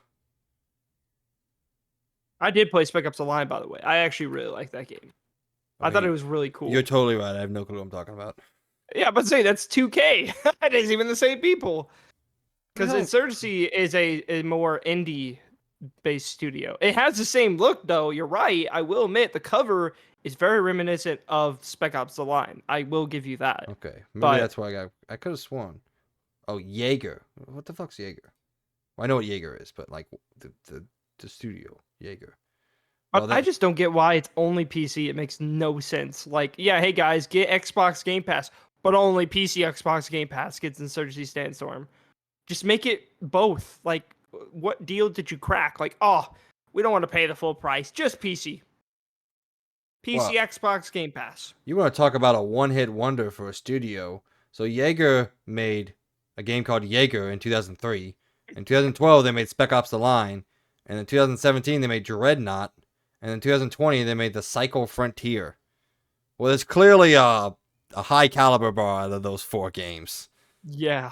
Also, you've only made 4 games in your entire career, and you've been around for 24 years. What the heck? Jesus. Oh my god. We make fun of Skull and Bones for taking a hot second, man. What the heck? What's going on there? Anyway, great month for PlayStation Plus Essential. Good month for Xbox Game Pass. GTA 5 coming. Some for Xbox, some for just PC Xbox Game Pass. I mean, I guess if we're being critical, it's not that great of a month. But I mean, Exoprimal coming. I will say PlayStation, dude. That is as soon as you told me that, I immediately got on there and got those games. That's amazing. Cold War and Alan Wake, in my opinion, that's amazing. Yeah. Like those are. I've wanted to play Alan Wake, and now I can. That's cool. That'd be really cool to do. And then you get to finally play Cold War, which I'm excited to see what you think about the campaign in general. I also love that game because I think the zombies mode is perfect. Yeah, you played 300 hours of zombies. Yeah, I absolutely love it. It's so freaking good in this game. All right, well, yes, I will be playing that. But I am very excited I get to play Alan Wake again because I remember almost nothing about that game other than the fact that I liked it. So I'm going to play that before Alan Wake 2 comes out because I cannot wait for Alan Wake 2. So, yes, good month. PlayStation Plus has been pretty darn good, you know, with all the tiers. We got a Killzone game last month. We'll see what extra and premium are this month. But I forgot about that. Yeah, they're kind of hitting their stride over there. It's still not perfect. There's still a lot of premium titles that they can come out with. But man, that extra God of War, yeah, God of War 2. That extra tier of PlayStation Plus is that's where it's at. That's a banger, dude. And it's I will full-heartedly recommend if you have a PlayStation, get the extra tier. Don't recommend the premium. Heck, even if you get the premium, you might as well just you're not going to play all those classic games. You can literally buy them, by the way. So, by the way, still praise him for that. I love that. So if I do want to get that Killzone game, I could probably go buy it, which is cool. Not all the praise because you can't buy every single one. Most of them. Yeah, you can buy most of them. About 90% of them you can. They're still a little weird with some of that, but yeah, which makes no sense. But whatever. It's PlayStation. They don't ever make any sense. Please make SOCOM, please. Or Ratchet and Clank, or God of War, or anything. I thought you were saying make a new SOCOM. I'm like, they're not. No, that ain't gonna happen. I have to come to terms that was a 2000s thing, as much as it saddens me. But just at least release them. You know, give me SOCOM 3, please, baby. Give me that on the PS. It's a PS2 game. Put it out there. You can do it. They can't give you SOCOM because they're too busy giving us Siphon Filter up the ass. I don't know what that is with their love of Siphon Filter. Or Toy Story 2 or Toy Story 3. But by the way, they're like the PSP port of Toy Story 3. Ooh. Yeah, they make some weird ass decisions. But yes, that, like Logan said, that extra tier is fire. And it's really not that expensive. It's what? When you break it all down. My dad does, and I think my brother does it as well. I don't have it because I have Game Pass already. Yeah. And a lot of the games I have on there, I already own. And it's not like like oh I'm better than everyone else. I'm just saying that that's the reason why I don't have it. I mean, you're So talking about I 100% think it's worth it though. a Like hundred, well worth it. $100 a year. So what, $7.99 or so a month? Like, that's stupid Nothing. value. Yeah, that's Hmm. stupid value. So get on that if you haven't, and play all the games that you want to play. All right. Well, that's the end of the stories for this week. Like I said, good week. We got hung up on a couple things, but nice, good conversations we had here. I was a little worried because it's a very slow, but we managed to scrape a good show together. So we're going to go now to, sorry, if you have any comments out there, always down below, comment. If you have any reactions to these stories, are you excited about Red Dead? What do you think about Assassin's Creed 4 Remake? And as always, did you play Gollum? What do you think about it? We want to know we want to hear from you guys out there. So let us know down below on this video, on YouTube, on our Patreons. Please talk to us. I need friends. All right, let's go now to Let's Talk Reviews, also known as LTR. Want to give you the reviews for the last 2 weeks since it's been a while since we've had a regular show. Anyway, Story of Seasons, A Wonderful Life got a 72. The Laura Croft Collection got a 79. Everybody 1-2 Switch came in fire with a 60. Ghost Trick Phantom Detective, that weird game where the dude yelled at you for not knowing Japanese, got an 86. Goodbye World got a no review. Yeah, good game apparently. Yeah. No review yet on the PS5, 4, and Xbox Series X and S version of Goodbye World, but when it came out last year on the Switch, it got a 56, so maybe don't hold your breath for that one. Master Detective Archives Raincoat, 77. The Legend of Heroes Trails into Reverie, an 80. AEW Fight Forever, 64. Crime O'Clock, 71. Sonic Origins Plus, 72. Synapse, the new PSVR 2 game, got a 75. Dave the Driver got an 89.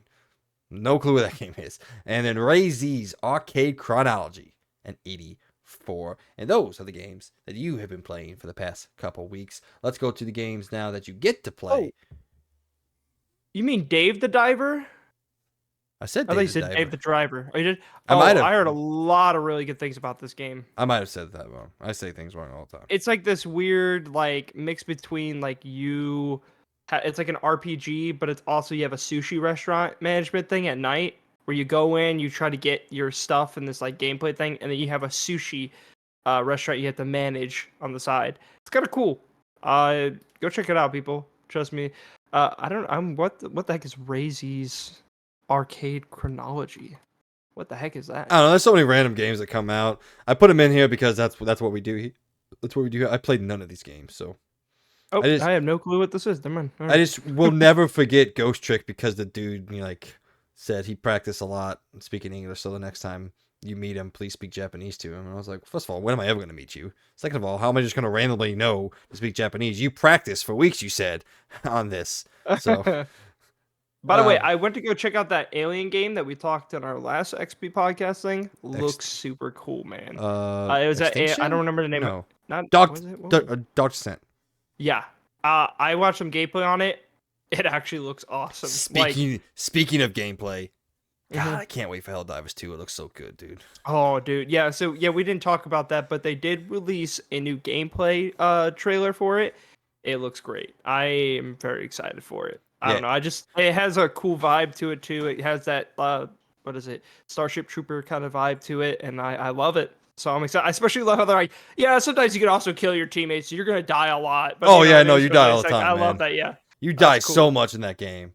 You die in a couple hits, and you're like over. Really? Yeah, and then you respawn as like the lore of it is like you respawn as like another person from like the colony like coming in. So just like a constant flood of just this entire civilization getting murdered by bugs. So it's cool. I can't wait for it. And putting it in third person kind of harkens back to like that Lost Planet vibe, which I loved Lost Planet. It was very hard, but I loved Lost Planet back in the day. So, all right, anyway, like I promised a couple minutes ago, we're going to go now to Out This Week. So these are the games that you get a chance to play in the coming week. We'll talk about them obviously next week if any of them score good. But on July 12th, you get to play Lost in Play on your phone, iOS or Android. Mordhau. I don't know what I was reading. Comes out on PS5, Xbox Series X and S. Oxenfree 2, Lost Signals on PS5 for Switch and PC. On July 13th, Gravity Circuit on PS5 for Switch and PC. And then on July 14th, Exoprimal on PS5 for Xbox Series X and S and PC, which Logan and I will be playing. So we'll come to you next week with our very early impressions because I don't know how much we'll play. But it's a game Logan and I are excited for it. Yes, the news that we read at the beginning of the episode doesn't bode well for them, but I'm still hoping the game scores like ass. But I want to at least enjoy it. I want it to score in the 80s, please. I don't That think would it's going to suck. get the 80s. That I would think not be good for if me. anything, it's going to be the lower 80s and maybe high 70s. That's where I'm guessing, which is going to suck because I want it to be in the 80s, but I'm just going to temper my expectations and think maybe high to mid 70s. So, I'm looking at it and I'm expecting it to come into the low 70s. That's what I'm expecting. And I don't think that's a yeah. bad score. Obviously, it's bad for you for your points, but I don't think overall Yeah. it's a bad score. As long as it's not negative, I'm fine with it. Yeah. That's what I want. I do think this game has zero chance of success, though. It has no legs. I feel like I feel like it'll be dead in a week. If it had like a good campaign, I think it could have some legs for it. But the fact that it's more linear on this Overwatch style of game, I'm like, you're really competing in a very bad market right now. Like, I don't think I don't know. The dinosaur thing does kind of mix it up a little bit, but it doesn't do as much as they probably were wanting it to do. I think it would have been really cool if it actually had a good story, which they kept teasing like it was going to have a good story, and then it just ended up basically being like Timefall 1 kind of story, where it's like connected into the multiplayer, which I think is a horrible idea. That's why Titanfall 2 learned from its mistakes, where it literally made its own campaign. So, I don't know. I just want to get back to playing as my samurai guy. He was so cool. Yeah, I'm excited. I'm excited to play it. It'll be fun. Probably not gonna be something we're gonna play a ton of, but it'll be fun to just stop, take a break, and play. Before we head out, Peyton stopped by Trader Joe's for the first time, and she was very excited about a lot of stuff. But she got this sparkling lemonade, and the only reason she bought it is because the bottle is really cool. Check out this bottle, man. That's pretty cool, actually. It's got like this bump right here. It's got it's ribbed for her pleasure. Whoa. Whoa, wait now. That it kind of reminds me of just like a liquor bottle. That's what it looks like to me. Yeah. That's cool. So I'm gonna drink that when we get done with this. So yeah. Speaking of being done with this, ladies and gentlemen, this brings us to the end of our show. Everyone who's either been watching or listening, we just want to take this time, as always, and thank you for the bottom of our hearts. Without your support, we cannot be doing what we're trying to do here at the Experience Point, but please help us to continue to grow by telling everyone out there that you know who even has the slightest appreciation for all things pop culture, that they have some new friends waiting to talk all sorts of fandoms with them. We would greatly appreciate it. Mr. Birdman, any last words? Thank you guys for stopping by. I know it was a bit long-winded on some of our conversations, but I hope you enjoyed it. I know I really enjoyed it. I love just getting deep into the topic, and getting really into it, and it's fun. Yeah, getting real deep in there. But thank you for stopping by. If you stayed all the way to this point, thank you specifically. I appreciate you sticking by. But other than that, you guys will see us in the next Experience Point. Or sorry, XP podcast. What is so hard about it, dude? I don't know. Okay, I've been editing things lately, and so I have experience points. I got it. Okay, I got it. Once again, thanks everyone for listening and following along with us. This has been another episode of the XP podcast, brought to you by all of us here at the Experience Point. I hope everyone has a great weekend. As always, we'll talk to you on the next one. See you guys. Adios.